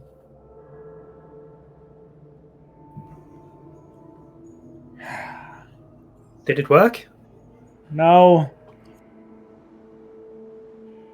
What do you mean no? Just put the back. I'm trying. Here, you try. Okay. Flopsy tries to put a gem back in. Same thing. I think we've been cursed.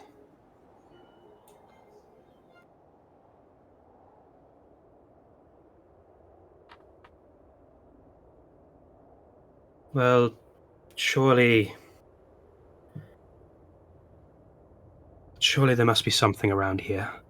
Flopsy's going to start inspecting around the shrine for any sigil, symbols, or even text about what the shrine is dedicated to. Okay. May I assist with that? Yeah, you can give the advantage for the. I'd say do an investigation check first. Mm-hmm. That is 23 with advantage, not 20. Okay. Give me a second. I'll be amongst yourselves for a second. If we're cursed because we took something, then there must be a way of making things right. I don't think a shrine just accepts any old tat being thrown at it, which is kind of what we're doing since we don't even know who we're donating to.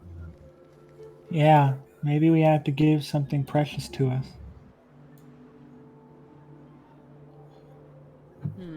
Maybe we just have to acknowledge it when we give the gems. You do notice that sort of scratched into the this top bit here, like over the archway of it. Very, very not weather worn, but like sort of heat worn, like the you know, like how rocks get smoothed over time. You notice that finally etched into there is sort of very like straight line, sort of runic looking script. Runic script. Runic in design. What languages do you know? Common, Sylvan, Goblin. Didn't mean to roll that, sorry. Yeah, you can't read it. But you know that there is something there.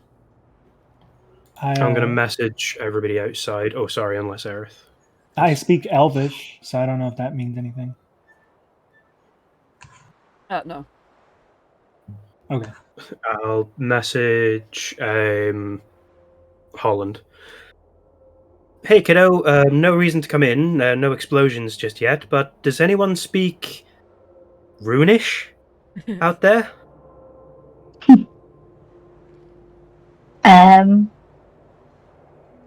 Flopsy wants to know if anyone can read runes, but hasn't said what kind of runes.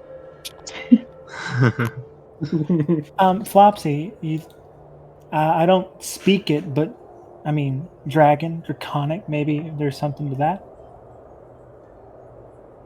Maybe, but maybe the people who serve him are of a different race. I know dwarves have quite runish script, don't they? Flopsy doesn't really know any other languages. I have no idea. I was just offering a suggestion. I mean, it could be, but I don't really think anybody out there is going to speak dragon. Maybe they mean giant. Does anyone speak giant? That's quite a runic language, I think. I mean, I don't really know any other languages than the ones that I do know. Shall we just go look? I can speak every language, but I can't read.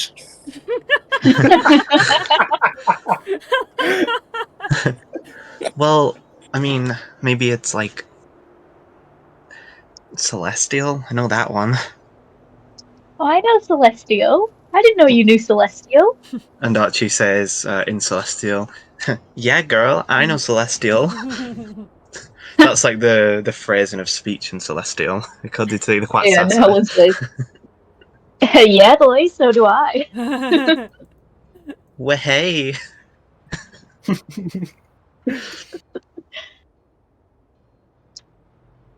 Well, in that case, only one of us needs to go in, so dibs not it. Fine, I'll go.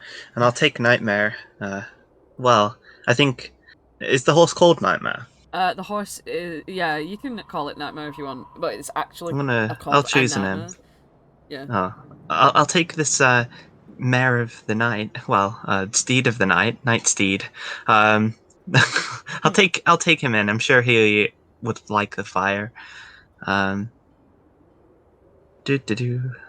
just gallivanting around on Nightmare. And by the way, when you are like sort of on Nightmare, it feels like this is an extremely powerful beast. Like you feel very good riding it. Like shit, this is fucking feel very powerful. Yeah, it's like a good car that you can control well. You know what I mean? Like yes. Yeah, and you sort of gallop into the scene. Yeah, you trot your way in, clattering down the terrain as if it's nothing. Yeah. Oh, hey guys. So we're reading some runes.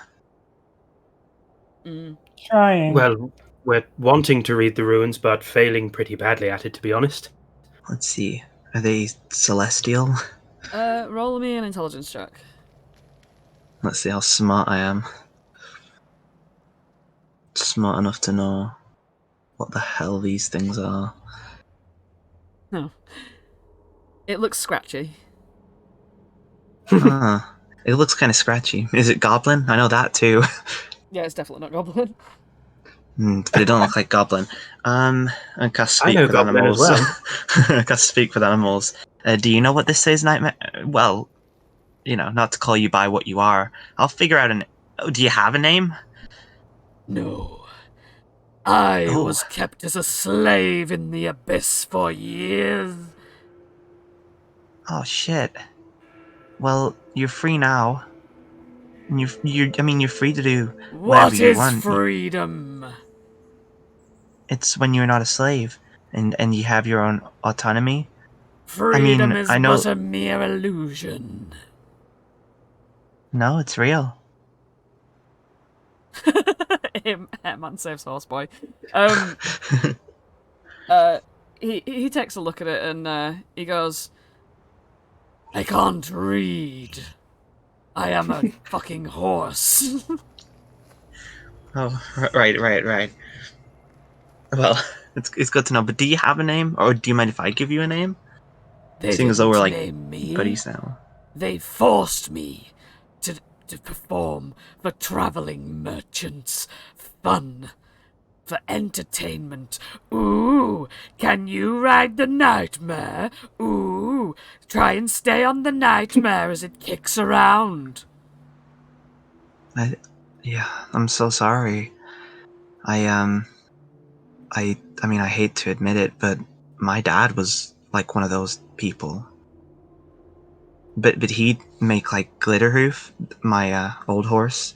He used to make her like jump over like these hedges that were too tall, and she like broke her leg, and Archie just sort of like gets a bit teary and doesn't finish the sentence. Mm-hmm.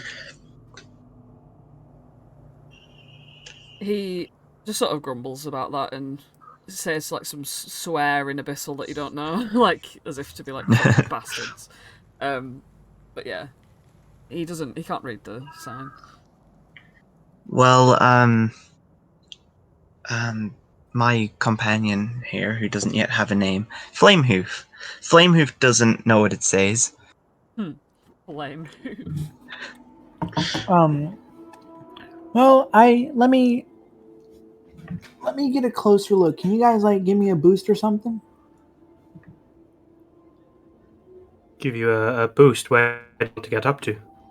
I just want to take a closer look at the words. Maybe I can, try to figure out something. I'm gonna stand back while you do that. That is actually a pretty good idea, Archie. Oh, I completely spaced it. I'm just gonna fly.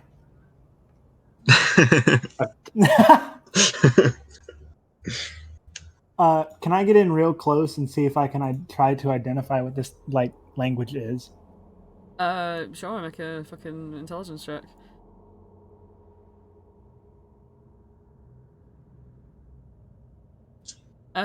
Your previous like very sheltered like life wouldn't really tell you what this is. The only thing you notice is that like the structure of it seems to be written in a way that sort of kind of like a call and answer. You don't know what the language is, you don't know what it says, but you just notice that there's like sort of a bit of a repetitive structure to it, and there's like, say, like, you would realise that there would be about like, say, like 4 words in each clause.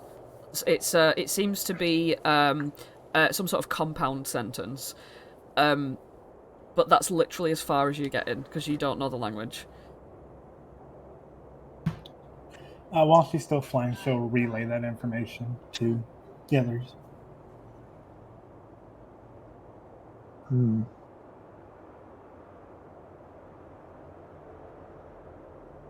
Interesting. Well, without anybody who speaks the language, I think we're kind of digging at a dead end there. Unless anybody has an idea of how to decipher it, I don't really know what else I can do. I mean, maybe when this is all over, like, it's a curse, so you might be able to go to the Wayward Pool and cleanse your system. Flopsy's going to sit down cross-legged in front of the shrine. That is a good idea. The Wayward Pool would probably be a very good thing to have in Yon, actually. Is the dragon indentation like scratched in? Is it like actually like fully indented into the shrine, or? The dragon itself is like oh, I knew the words for this when I did Photoshop. It's actually outwards rather than inwards. It's not an indentation. It's like a. Oh, so it's like embossed. Yeah, like a flat sort of. Oh, fuck me. There's a word for this, like when you carve it into marble and it's a flat image, but that's like sort of 3D. Busted? No, let me just like. I'll just I get what you it. mean. I don't know the word though. Yeah. Flopsy is going to trace a paw down the dragon in front of him and start kind of whisper talking to it. I wish I could know who you are and why people come and give you things, but I do know that in this place we all need what we can get, and it wasn't mine to take from you. It wasn't Aerith's either, but I'm sorry for what I took, and I'd like to return it back to you and hope that it does you well in the future.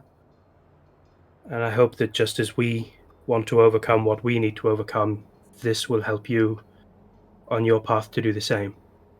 And I'm going to try and place a stone back into the shrine whilst casting Remove Curse on myself. Okay. Yeah, when you place the fucking gem in there, you lift your hand up and your hand comes away from the gem. But that's it.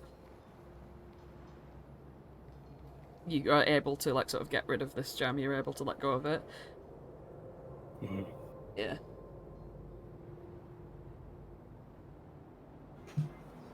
I assume Flopsy and Aerith probably had like equal amount of gems on them. Can I place the rest of my gems in?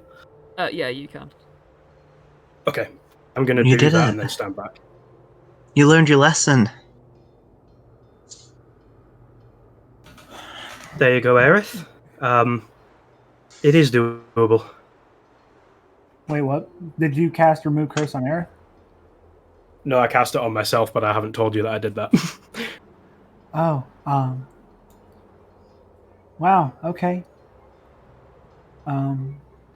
Well, Aerith's gonna land, and she's gonna be like, hello, Mr. Dragon God person. I don't know who you are exactly, and I'm sorry, but I do know that I stole from you, and that's not okay. And so, if you won't let me return the gems to you, at least let me give you something even more important to me. She'll pull out the letter with Zabilna's writing on it,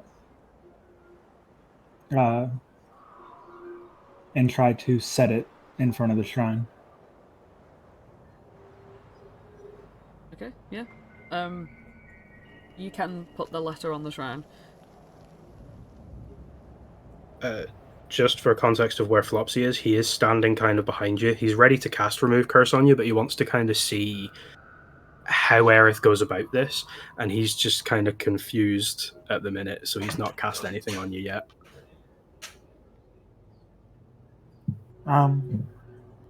You can have that, and now let me return what I took from you. And she'll reach in and try to place a gem down. Mm-hmm. I don't know if it will do anything without the remove curse. No. Or if it's just okay.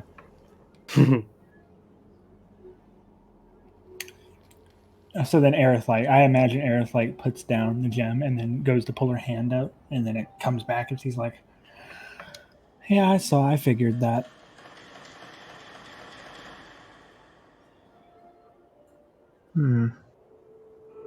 She'll go to try to pick up the letter.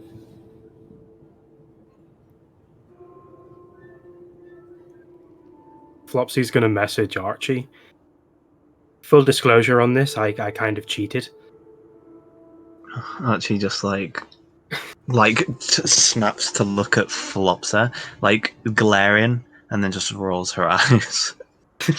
But in a sort of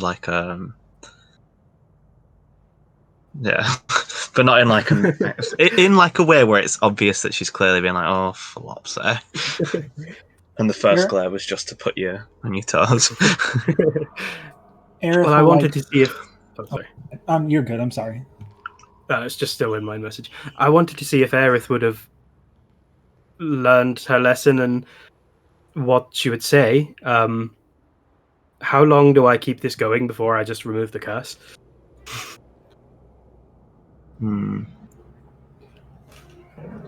Maybe. Maybe it's a sign that we need to all come clean and all, admit that sometimes we're a little bit sneaky, Archie's saying out loud. Flopsy, have you done anything sneaky recently? Really recently? The last 3 minutes?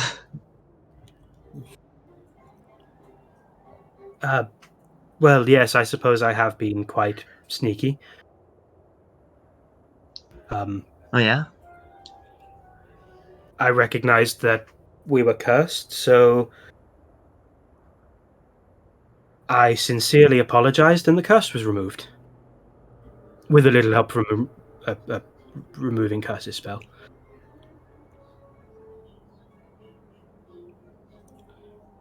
Yeah.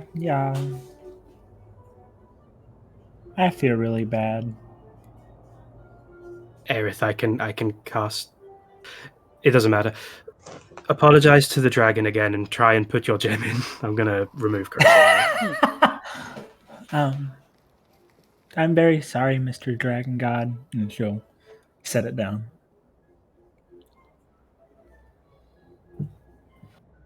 Flopsy. Yes? She's just looking at you expectantly, seeing you haven't done anything magical.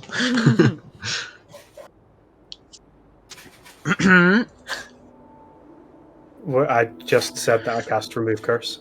Oh, you didn't pick up on the audio. That might have been a Oh, me thing. right. I caught it. Yeah. So, and then I assume my hand comes away. Yeah. It worked. Oh, you were right, Flopsy. I apologized, and it let me return it. Yes, I think we've all learned a valuable lesson today. Oh, hang on. Let me return all the rest of these, and she'll go and proceed to return every single gem back to its rightful place. Mm-hmm. Yeah. And then she'll be like, and as an apology, she will leave not the letter of Zabilner, but she'll Is there like an area here where there like is there an empty spot where you could put something down, or is it like? Oh yeah, like it's all like all these gaps and things around its body and stuff. They're all there. Is there anything in the mouth? Not unless you put anything in there. I'll put the 12-inch marionette with the sun and moon on it in there. Okay.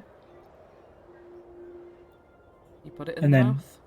And then pet the dragon on the head and walk away. All right. Nothing more happens. I think it's time we all start being more honest.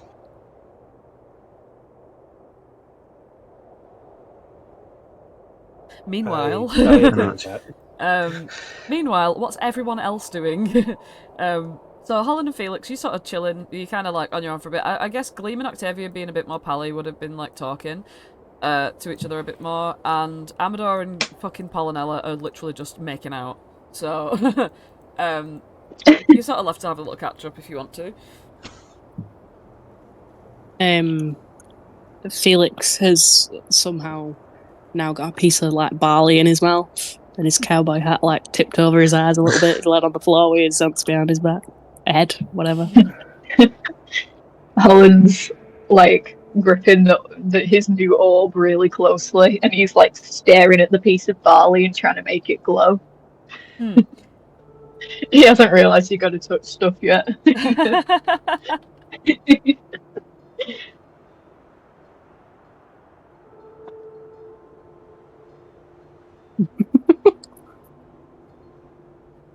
Oh, I'm never gonna get this.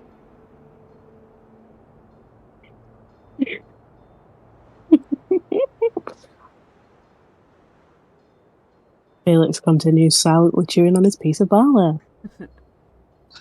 No, actually, I've changed my mind. Pulls a piece of barley out of his mouth, and instead pulls a rusty harmonica out of his bag, and I'm not even going to roll for it because he is playing it really badly. Yeah. Holland's gonna dance along. Should we sing a little song? He's doing like a waltz for Oogly. Fiery horse boy, avenger of the ages. I'm an airman, I'm trying not to poo.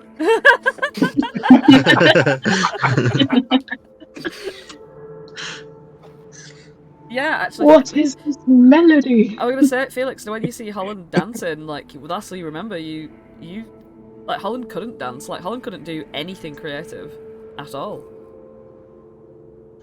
He couldn't dance. He couldn't sing. He couldn't make things up. He couldn't draw or paint anything. Ooh boy, look at you, fancy dancing. Yeah, I smoked into a pipe and I can do it now. That's a little alarming. He's been feeding this baby drugs. It's okay. It's not like drugs. It's churchman's casual drugs. then. Yeah, do you want to get out of the pipe still, so he just offers it out to you? You want to smoke? I'm alarmed. Well, Flopsy said it was okay. And in fact encouraged it. So. Who said it was okay? Flopsy, he said, go on, Holland. You know you want to. I think we should have a lesson about peer pressure. Yeah, when you see the pipe is holding out as well, it's literally like about an inch tall. Like it's literally a tiny like dollhouse sized pipe. Really, really tiny. I would like to smoke that doobie, please. Have at it. Okay, Felix. When you smoke this, there's gonna be like an effect. When you take the smoke into your mouth and everything, it's like it feels like however you want. But when you blow the smoke out, you can actually create like images with the smoke, sort of with your mind. Like you can make cool pictures and stuff. What, that like everyone else can see? Yeah. I'm not just tripping. No, you're not tripping. It's literally a pipe of like smoke monsters, but like the monsters don't have to look like monsters. They can look like anything, like anything you want. You know, like when like sometimes Literally anything. Yeah, you know, like a campfire where like the smoke will come out of a campfire and people like waft a fucking cloth in front of it, and then it comes up with like cool imagery.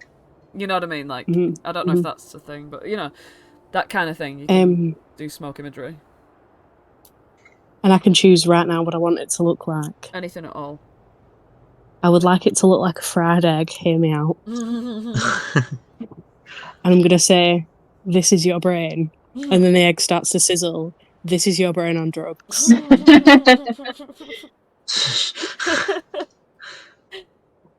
That's it. Yeah, and you notice That's all my creativeness expended. You notice as well that like it doesn't have any sort of intoxicating effects at all. It's just it is smoke though, like it is actually like proper smoke. Bad for your little lungs. I mean, I don't know what to do. I've made my fried egg. I'm happy. That was very powerful. Gleam's Thank you. Gleam's like, do you mind if I have a little toke on that? Sure. Puff pass. Gleam takes it and like between her fingers, she's got very slender hands, and she sort of like, you know, gives it a bit of a suck, and then like takes a really deep breath in, like as though she's got good lungs, blows out, and she like.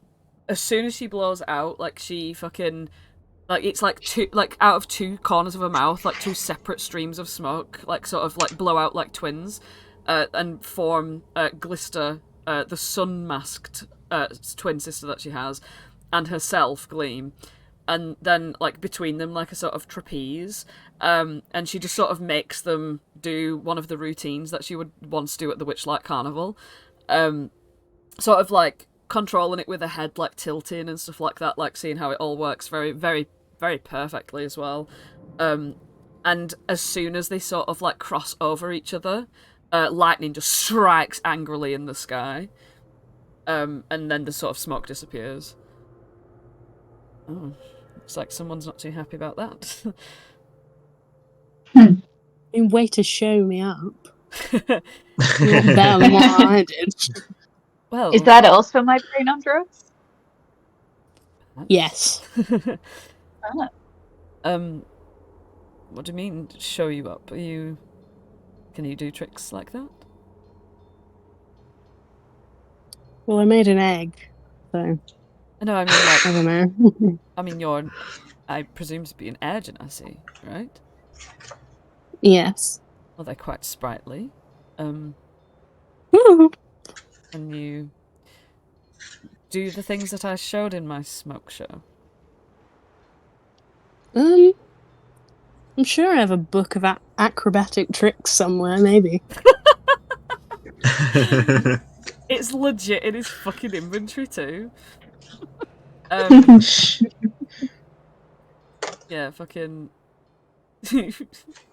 As soon as like you rummage around and find that, like, she comes over really interested and sort of looks it over with you.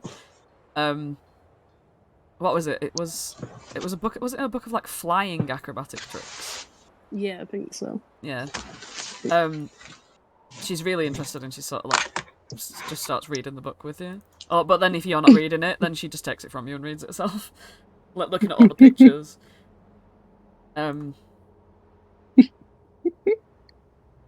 Yeah, she can take it. But I've had it. What, to keep? Yeah. Oh no, I couldn't. This is yours. This is, you know. Well, how are you to practice without it? I'm not really an acrobat, so you can have it. I'm sure. If I ever need to learn any acrobatic tricks, I'll come and find you. She looks like really quite shy, like, oh, someone's given me a gift that I actually really like. And she's like, oh, thank you. I'll be sure to give you free tickets to the carnival once we get back. If you've ever been, I don't know if you've ever. Do you know the Witchlight Carnival? Yeah. Lost my chicken moo there once when I was 12. A couple of years later, came back, met Holland and Flopsy. That's it. I've been there twice. I'll come again. Excellent. I like that mirror thing, whatever that was. I don't know. Can't remember really. The Hall of Illusions. Yeah, there was like creepy Oh, shit in there. Yeah, it's a terrifying place. I hate to go in there. Yes. She's just like, it just kind of disregards everything and takes the book and reads it. Meanwhile, you guys, Aerith, Flopsy, Archie, and Nightmare, or Firehoof. Firehoof, Flamehoof. Flamehoof. There we go. Here, Archie. Yep. Can we test it real quick? Test what? Oh, yeah. Archie Here. puts a hand out. I'll hand you a tarot card that it mysteriously looks like Aerith, but there's just something off about it. What's off about it? I'm sorry? What's off about it? The nose is just a little bit too big, and the eyes are just like really spaced together. And the skin color's just slightly off. Archie takes it. This is pretty. I'm gonna say it's pretty neat, but it's actually pretty weird. And does it change depending on what season you are? Like it's autumn right now, but is it always autumn? I don't know. Well, I guess I'll find out. And in return, I will give you this clockwork frog because it reminds me of the time that you were a clockwork frog. You're so thoughtful, Archie. Yeah, you can take it. Well. Oh, I can take it? Woohoo! I love this clockwork frog. And she starts dancing around with it in the air. And what about you, Flopsy? Would you like to trade something? Sure, we can trade something just to prove that all of this works. I don't really know what I have that you'd like.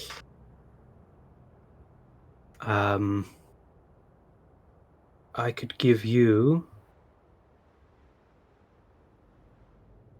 some of these. I'm not probably going to use them anymore. I'm going to give you some really strange, elaborate, mismatched costume clothes. And Archie looks in her bag for a second, thinking of a thoughtful gift, and then you can see like the look on her face as she struck gold, and she pulls out a little wooden bay horse with Flopsy's name crossed out and Bopsy's is replaced on it, and then that's been crossed out and Archie has been written on it. And hands it to you. Archie, that's too sweet. I thought we were just testing things. Thank you. No problem. I figured, it needs a good owner, and I mean, I'm not saying I'm a bad owner, because I'm not. But I think that maybe he'd like to see his dad again. His original one, I mean. Thank you. It means a lot to me. He's just going to compulsively start scribbling out Archie's name. Right in his own on there.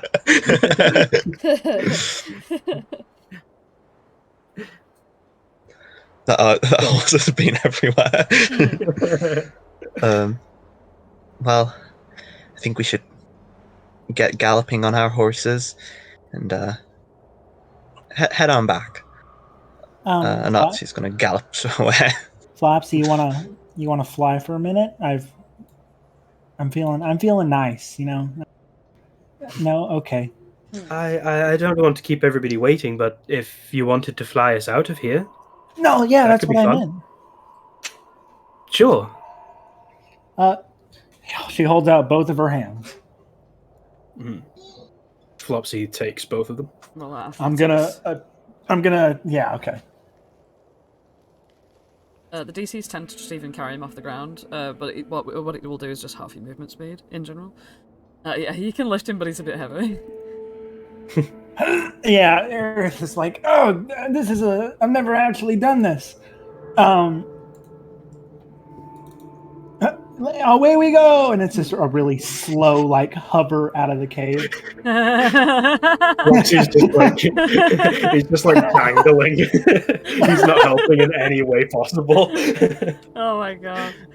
His little feet bump on the floor as we go over this lip here. Oh. He kind of starts swinging. You think you're going to lose control of him, but then he steadies again. And then, like 10 minutes later, yeah, like Archie, we finally come out the cave. And you're all Gosh, together where have those again. guys been? They've been at least like a while. Guys, When you come back, Gloom's literally like out of the way reading the book, and Octavia's sort of like looking at Felix as though she's like confused and figuring out who this guy even is. Like, not in He a doesn't know suspicious either. way, but just like in an intrigued way.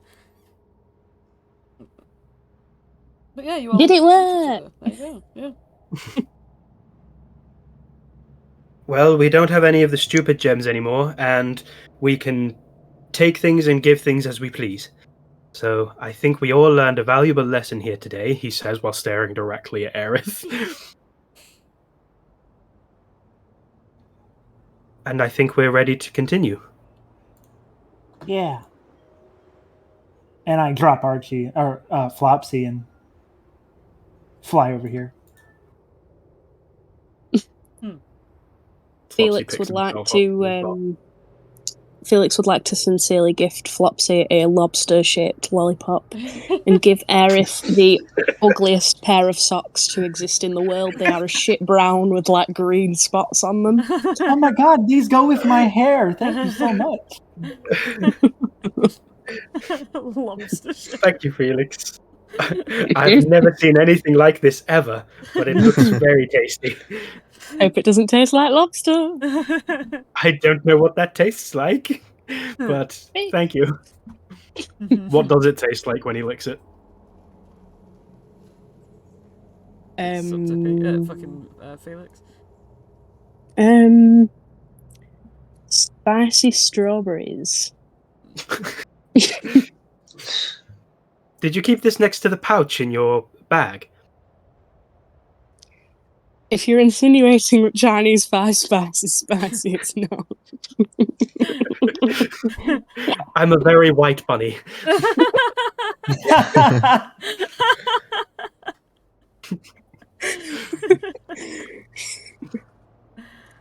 Fucking hell. Alright, so I guess you're all gonna make your way to the Obsidian camp, right? That's Yeah. the plan? Okay. So, again, uneventful, considering we did have a fair long combat last session, so we don't really need to punctuate your travel with random encounters for no reason. So yeah, you emerge. I'm just going to place you on the map where you will be. When you arrive here, you're at the sort of bottom. You sort of come out onto this sort of plateau, and yeah, you see that in the distance there seems to be some sort of event happening here at this place. You know it's the Obsidian Camp, obviously. I'm just reiterating things for Hallie as well. You have a map of all the different Corrid camps, and when you sort of look down at the sheet and you look up here, it's like, yep, it's all open space sort of area. It's not like in a cave or anything like that. And on this sort of circle here, there appears to be some very sort of intense one-to-one combat fight happening between two Corrids. That one of the Corrids seems to be a grizzled old sort of male fighting man, sort of knight-like sort of guy, kind of like the Eleander of the Corrids, but also very mean-looking, sort of almost stubborn with the way that he fights. And he's fighting this younger female Corrid who is very sort of like getting pushed really far back to this like corner sort of thing. Like, you know, like if they were fighting, he's like relentlessly thrashing at her until she's like stepping back. And then with like a final swoop, he just like knocks her completely off the thing. And he like sort of raises his like sword into the air, and he's just like, "Ha! And that's what you get. You will never topple me." And all the rest of the crowd are like sort of like cheering, and some of them are murmuring, you know, that kind of vibe. This looks fun. You and I have a very different definition of fun, but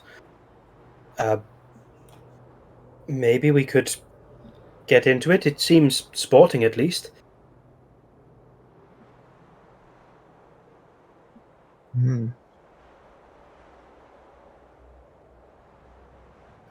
Does anyone want to go and say hello first? Let's all go at the same time. Yeah, I like that idea. Yeah, the sort of entrance there, you'd be like sort of to like jump down. This is like quite a tall wall here. So it would just be to sort of like make your way down here and go up these steps. That's like sort of the official looking entrance to the place. Well, I'll tell you something.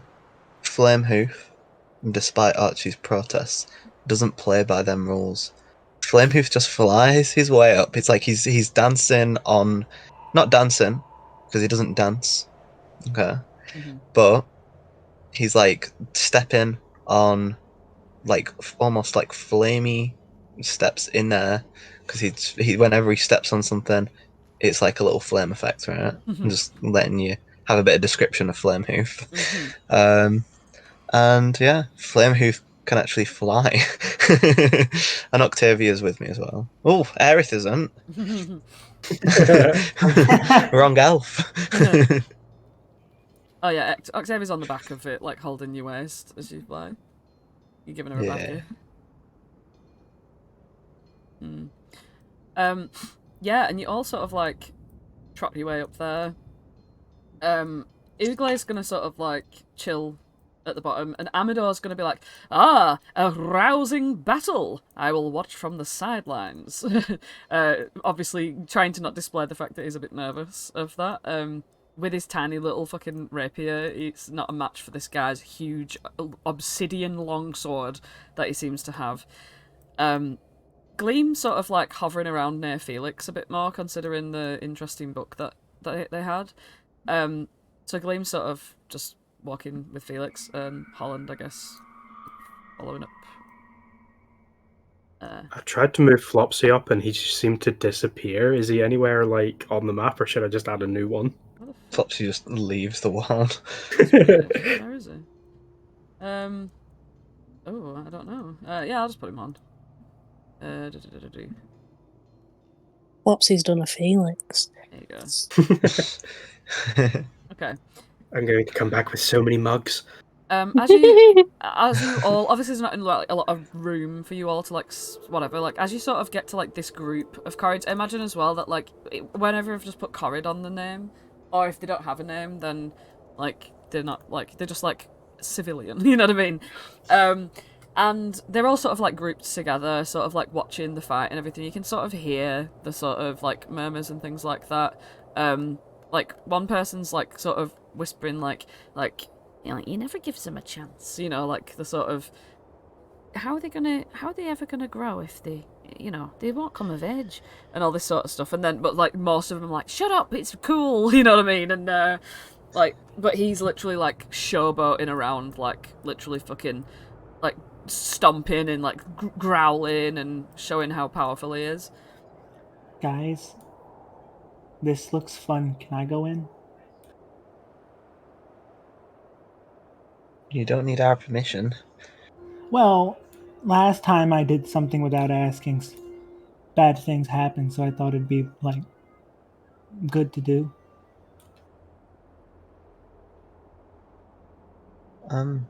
Well, I mean, if they let people do it, I don't see why. You know, why don't you find out? Hey, she'll like hop up behind these cords. Question. They're all sort of talking and look at you. Can anybody get in the ring? One of them's like, well, what happens is there's a coming of age ceremony for the younglings, and they're meant to, like, make their own blade out of obsidian and duel the leader of the clan. And then, like, usually, right, she looks around to make sure, like, no one else is really listening, apart from, like, the people who are surrounding her, because it looks like the ones that are cheering are really, like, love the fact that Noel's, like, made it much more difficult. She's like, yeah, usually they'll just put on, like, a bit of a show, and, like... But, you know, ultimately they'll just surrender and let the youngling, like, sort of enter adulthood, you know, in an honourable way. But Noel seems to just be going a bit too hard, you know? Have any children ever been, like, actually harmed by him? Oh, yes, it's a very, very vicious fight. They don't kill each other, because that's just terrible. We do love our younglings, but...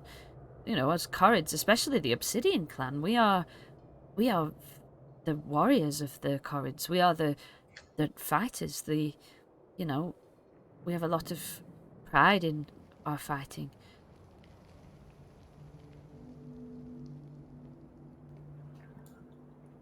Do you think this leader guy would go up against me? I'm not too keen on the idea of hurting children, so. It's not usually our tradition to have outsiders fight. But, and then as you, like, having this conversation, Noel, like, notices, and he's like, who dare speak against me? And, like, he looks at you all, and he's like, jumps down, like, with a big, like, doof, and he's like, do you have a problem with the way that I'm conducting my tribe? Kinda, yeah. And why? I don't like the fact that you're, for lack of a better term, beating up children. And she kind of frowns at Noel. Why, this is a time-honoured tradition. How else are they supposed to know that they're an adult unless they can beat the leader? Seems like bullying to me. How about you pick on someone your own size, buddy? He looks up at you, and he's like, how about you pick on someone taller? Come on, then. If you're hard enough. He jumps back up into the centre. Oh, Aerith is, taps her thing and puts on her armor. You can do it. Thanks, guys, and she'll wink at everybody and, like, hover over into the arena. Mm-hmm. Let's have a look here. You see, as he's, like, walking around the circle, like, preparing for this fight, like, you see that he's, like, really almost, like, psychotically obsessed with the idea of this fight. You know, like, he like, every time he's, like, you know, when people just get too into something, like, he's too into it. Like, he's like, yeah, like, really, like, bigging himself up, like, yeah, like, proper going to town on his, like, bump. Yeah. Well, you need to chill out, my dude. You're gonna get somebody hurt or killed. Roll initiative. Oh fuck. Yeah, he's immediately gonna go straight into this. Alright. That's my second Nat 20 in a row. Yeah. Alright, you get to go first in the showdown. Is there any rules?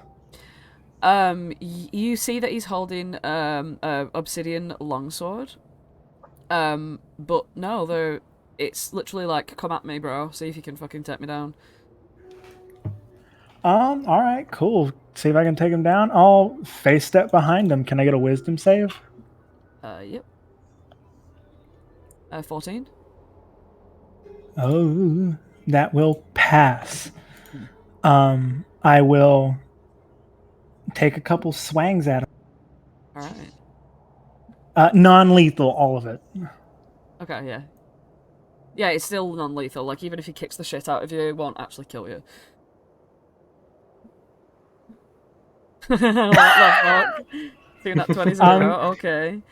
I'm gonna also psionic strike that, so I'll double the...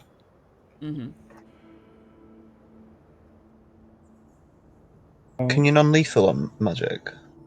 Oh shit, no you can't. You can only non-lethal. Oh, okay, then I will not. It's only melee, isn't it? That you can non-lethal on. Yeah, then I won't be using that die then. Oh yeah, okay, right then. So you sort of like flash behind him and chung chung. Can you do 2 hits? I can do 2 hits. Yeah. Okay. Right, yeah, both hit. And you see, as soon as your like sword slashes across him, like with this hardy nature of the Corrid and like the sort of like fucking like the metal hair they have and stuff like that, you, even though you don't have you beat all resistances to bludgeoning and slashing, etc., you still think this is a very tough creature. So yeah. He immediately turns around with this evil, glaring grin on his face, lifts this glinting, fucking, shining, fucking obsidian longsword, spins it around. Is a 20 hit? 20 does hit. 11 slashing. I will. Before the damage and everything's done, Flopsy is going to be talking with the people around him. Are we all like on the stairs, or are we like up here, kind of thing? I presume you're sort of in the crowd. Yeah, I'd say at this point everyone's within the crowd, even though there's not much space. Just as a reaction, he's going to ask the people around him, "What's his name? Null? Null, more like butthole." Cutting words. I'm going to minus a D8 from his roll. Ooh, okay. Okay. 3. A 17 will miss. 17 miss. Right, okay.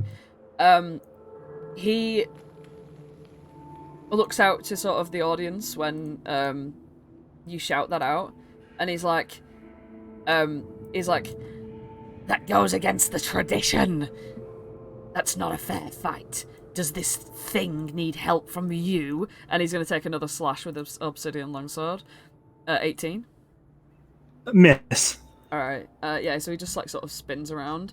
And then as a bonus action, he's going to flick his hair around, like sort of in a massive like when it flicks out, it sort of extends to like a 50-foot long fucking rope, and like it magically extends and swivels around, and he can sort of command it to wrap around you.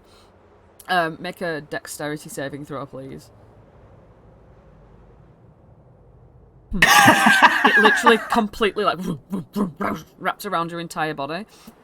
You are restrained, and yeah, you're restrained from that, so you're grappled, restrained. Oh, okay. Yeah. There you go. She kind of winks at him. Oh no, actually, she's like, "Did you just call me a thing?" Yeah, he's just like glaring at you. And she's getting like, if this is how he treats kids, she's not very happy. But she's gonna like face step. Can I get another whiz save? Yeah, you face step immediately out of it, and like the hair just like cramps together. Yeah, whiz save. 9. He is charmed. He's charmed. She kind of like flips her hair and does that thing, and then immediately punches him in the face. Now there's a complication here. Oh. Whereas you would think that he would be charmed, you see glimmer in his eyes, like this sort of weird sort of effect of like something's preventing that from happening. And it seems like very what's the word? Oh my god, what's the word? Like vicious, like this very freaky, sort of scary look on his face. And it sort of doesn't, your charm doesn't go through whatever it is that's causing this effect. What the hell? She's like, Aerith's like, okay, this is weird, but I'm gonna strike at it. Okay. Yep, that's a hit.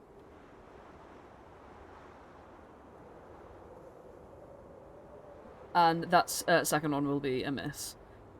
I'll go ahead and action surge because I'm Aerith's getting like irritated with this guy because he's like taking this way too seriously.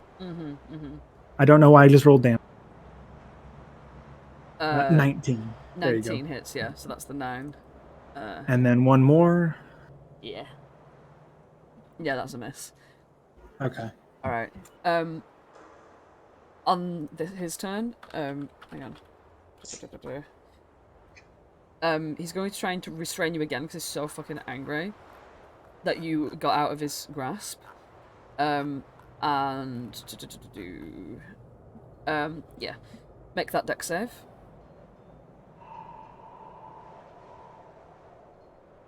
And that's a fail. He gets you restrained. He has advantage on you.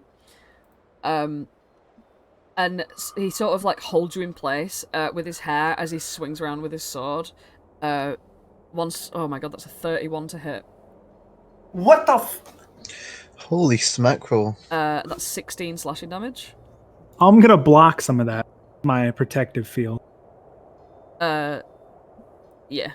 So just 10 slashing. And then the second hit. 23 with advantage to hit. Yep. 17 slashing. Oh, Aerith's pissed. She does not like this. Yeah. And that ferocious glare that he has, it's like very... It's unsettling. You know what I mean? It's like very unsettling as like you see that he's surging with this gleeful power. But yeah. It's you. Oh, fucking... Yeah, Aerith's like, alright, buddy, you want to play? Face step. You can do the whole whiz save shit again, but it won't make any difference because what he has in place... If it doesn't matter, it doesn't. Yeah.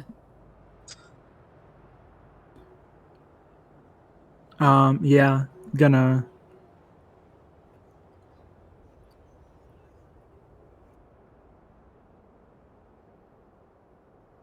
if there's no, like...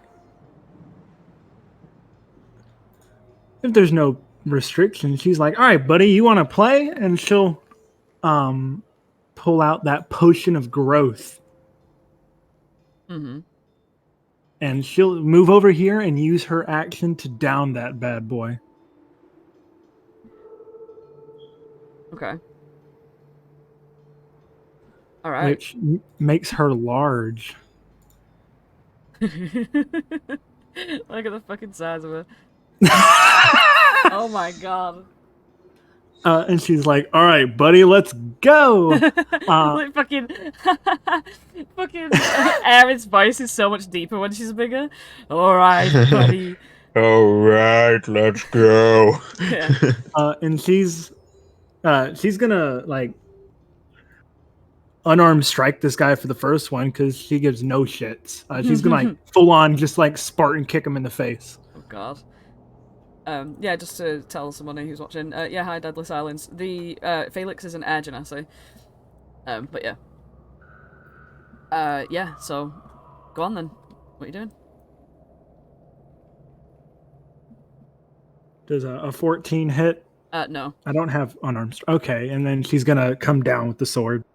All right. Jesus Christ. Fuck yeah, no. That's not gonna work. Okay, he's gonna do his same trick again. If that's all you can do. Yeah. Yeah, dex save. He's really gonna try and grapple you now. Like he's getting like so pissed at the fact that like you keep escaping his grasp. Like every time you bamf out of his fucking shit, he's like like flipping and whipping it round again to try and get you. Obviously that failed 5 there. He's gonna get you and have advantage again on these next 2. 20 to hit. I don't know if... Hang on. Does enlarge give you any plus to AC? I'm not sure. I don't think so. I think it gives you like strength-based boon stuff, but like, no, there's no AC stuff here that I can see from there. No. Advantage on strength checks, strength saving throws, and an extra D4 damage. Sounds good. Yeah, that 20 hits. Yeah, that's 16 slashing. Okay. And the second hit? 18. Miss. Nice. Tense. Oh man. Okay. Bonus action. Go ahead and I'll second wind. Mm-hmm. So you're staying in the grapple? You're currently contained in the hair? Yeah, I'm gonna like I'll heal first and then use my action to break out of the grapple. Mm-hmm. Try to. Yeah, make a strength check. Sorry, athletics. And I get that with advantage. Oh, yeah, you do.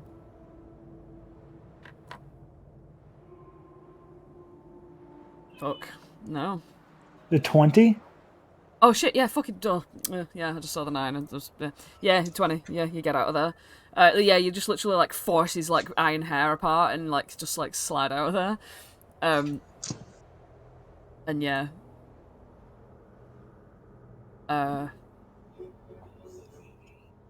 And then bonus action. Yeah. I thought the bonus second action wind. was second wind. Yeah. Do your second Can't wind. roll it. Alright, okay. Here we go. Nice. That's pretty good. Alright, it's him. Same shit. It's literally a bonus action every time. He's always going to be trying to grab you with the hair. So dex save. Jesus Christ. Jeez. Advantage on his hits. First swing. 22 to hit. 15 slashing. Takes that straight off you. He's literally like foaming at the mouth with glee of how much he's like, you're trying, but like, no. Takes that 15 straight off you.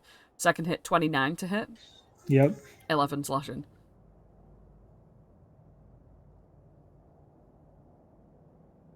Okay. Right. Fucking hell. He's hard. Can I attack him? You can attack him while restrained, yeah. But you have disadvantage. Yeah, no. You're just like struggling within the hair.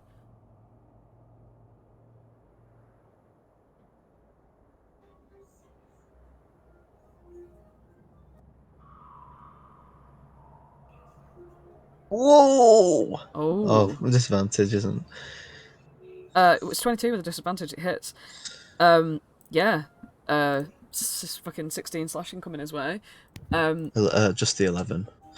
Oh yeah, just 11, yeah, because Would that's a crit, yeah. Would it not be a straight roll because Aerith is bigger? So that's advantage but disadvantage because of restrained? You get advantage on strength checks and strength saving throws, not weapon attacks. Cool. Yeah. Fair. And because I'm sick of this guy's shit, I will burn a psionic die because I don't fucking like him. If it's side damage, it won't. Oh no, wait. Yeah. It won't be non-lethal. I don't think I'm in danger of killing this guy. No, you're not. Yeah. 10 psychic straight to the face. It's just like she hits him and then like boom. Yeah. Can he make a strength save? I'm gonna try to like psi push him off of me. Okay, yeah. He makes a strength save. 12. Fails. He is pushed. He is forced 10 feet back from me. Nice. His hair is 50 feet long, so he still has you in his hair. Okay. All right. Well, I don't have to knock it back, actually.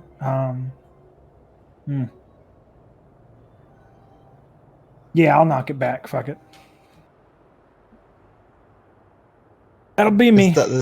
Is that the telekinetic movement? Yeah. That's an action. No, telekinetic thrust. When you deal damage to something with your psionic strike, you can force it to make a strength save and push it 10 feet back. Oh, yeah. But makes no difference to him because when he's obviously only 10 feet away, he can just come straight back up to you again. Attack you twice with advantage. It doesn't need to try and restrain you again. 24 to hit. 13 slashing. And he's just wailing on you. 26. 12 slashing. Yeah. Not down yet.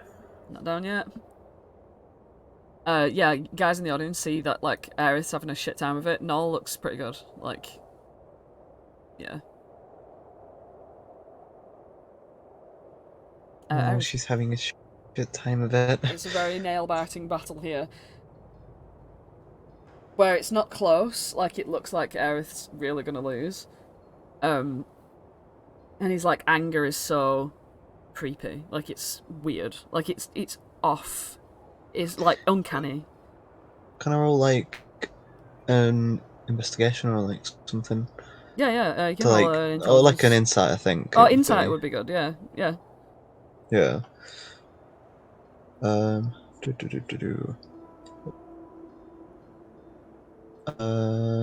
Insight. Where's that? Here it is.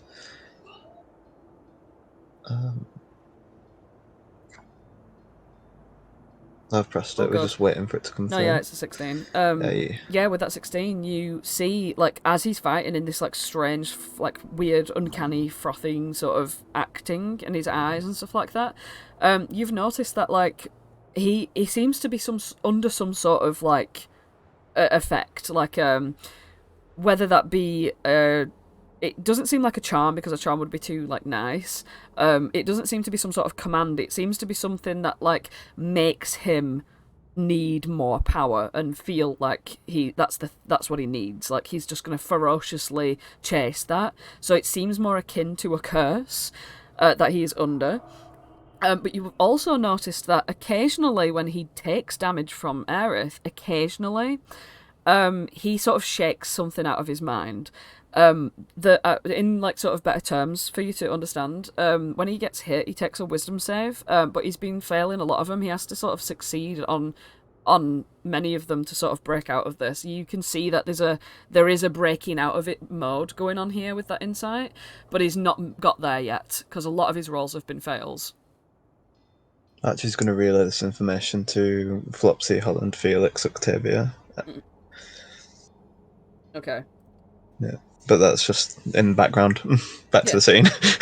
Yeah. So in other words, when he takes damage, he'll do a wisdom save. If he succeeds the wisdom save at a certain amount of times, then he breaks out of whatever this is that's causing him to act this way. Yeah. Okay. Fucking hell.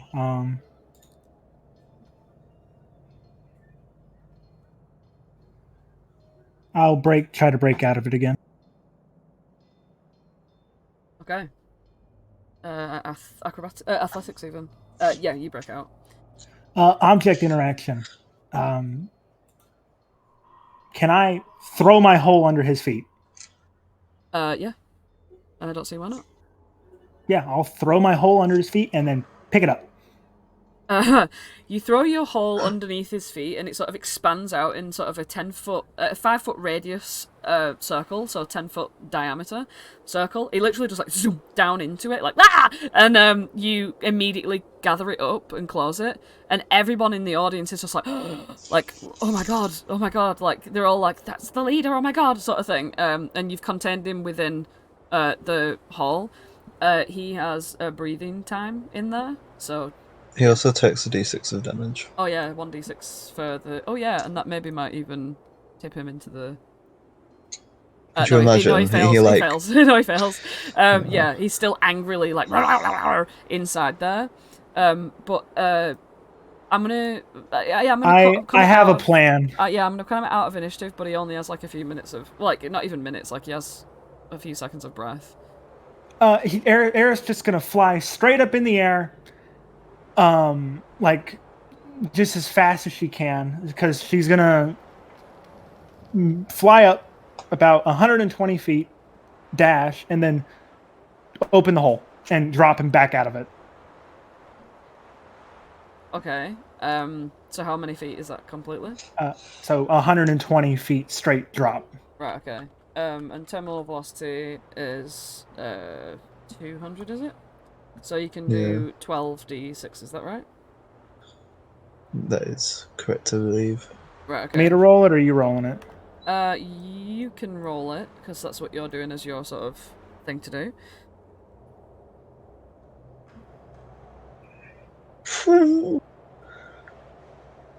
Blimey. You open the hall.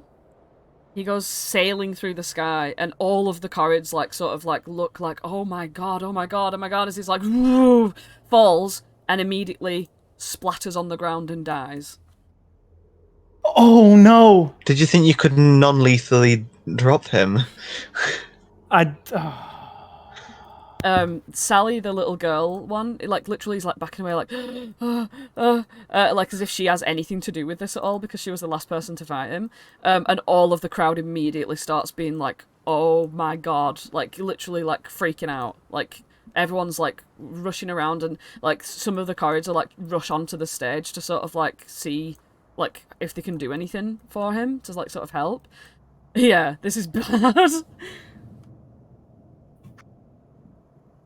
Just for clarity, his body, what does it look like? Did it like full on splat or Full splat? Oh. Yeah. Immediate death. Oh my goodness. The Corrids sort of like muscle past you, and it's like a big like oh my god, like no one even cares who you are anymore. Like sort of like Aerith's still up in the air. Oh right, yeah, you're still up in the air. Like yeah, they're all just like surrounded. Like they're not even looking up at you or anything. They're just also very concerned about the leader, and they all sort of like try doing stuff. But like I don't want to be too gruesome, but the splat is quite splatty. Yeah. Does it not roll a death in Splat is Prismia? really splatting. Death. Is it like the did- fucking Sorry, I did roll a death the in Prismia. disintegration thing? Sorry, right, Lauren. I'll just say I did roll a death in Prismia. It got the middle, which was nothing. Nothing happens. Yeah, that's what I was asking. Yeah. No, yeah. I roll my deaths with the duck dice because it's more fun for me. But yeah, he's dead. Snooze, you lose. Would have been a good time to use Featherfall, to be honest. let's not talk about that. Oh crud. Don't worry, guys. I can cast protection from poison. I think he's gonna be okay. Aerith I was could kind of go and try and cure his wounds, but I think it might be a bit past that. Obviously, the initiative is over. It appears we didn't learn a lesson from earlier, because what were that? Yes, I honestly think that all the lessons are out the window now. We Aerith looks absolutely mortified. we have to do something, right?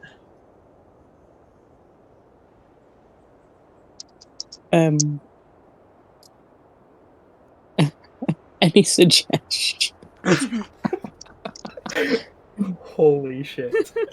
I mean, I could preserve what's left of the body. They probably don't want that. Wait.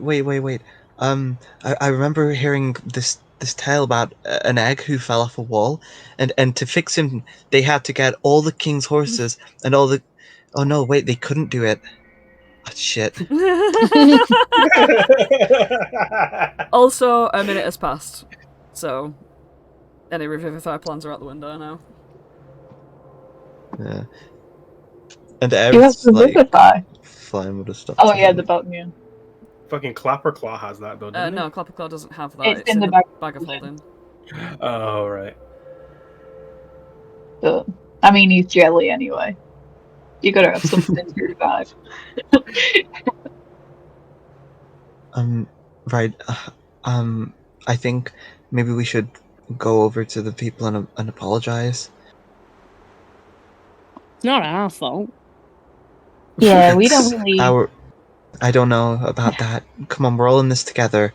If one of us does something that's a mistake, we've all done something that's a mistake. I Archie did is not right. drop There, a guy 120 feet from the sky, but yeah. Seeing all the commotion. there are things we the- could have done to stop them. The two kids, Scamp and Buster, sort of come over, seeing all of the commotion. Buster's like, what's going on? And he like comes in and he's like, Dad! And he like runs over to him and he's like shaking like his like body and stuff, like he's literally fucked up and bad. Man. And Scamp is like literally looking on in absolute horror. And all of the Corrids are like sort of as they're like realizing that they don't specialize in medicine. They literally are fighting people. They just fight and kill or whatever. But like they all sort of like look around at everyone with like this face of like disappointment of like that wasn't a fair fight. You know what I mean? Like that wasn't like a show of your sportsmanship. And because this take that so like seriously, they all start looking at you all as if to be that you're all villains. Like Buster's crying his eyes out like over Null's body. I'm so sorry. They are in absolute shock that like that's even happened. Yeah, and they kind of like one of them just turns around and is just like, I think you better get out of here before anything else goes wrong. And then another one like unsheathes a big sword and he's like, nope, I'll kill him myself. And then someone grabs his shoulder and pulls him back, and it's like, no, because they can see that you've got a fire horse and loads of other bullshit that'll probably be like too dangerous. Like you all together would be like a really supreme fight for them.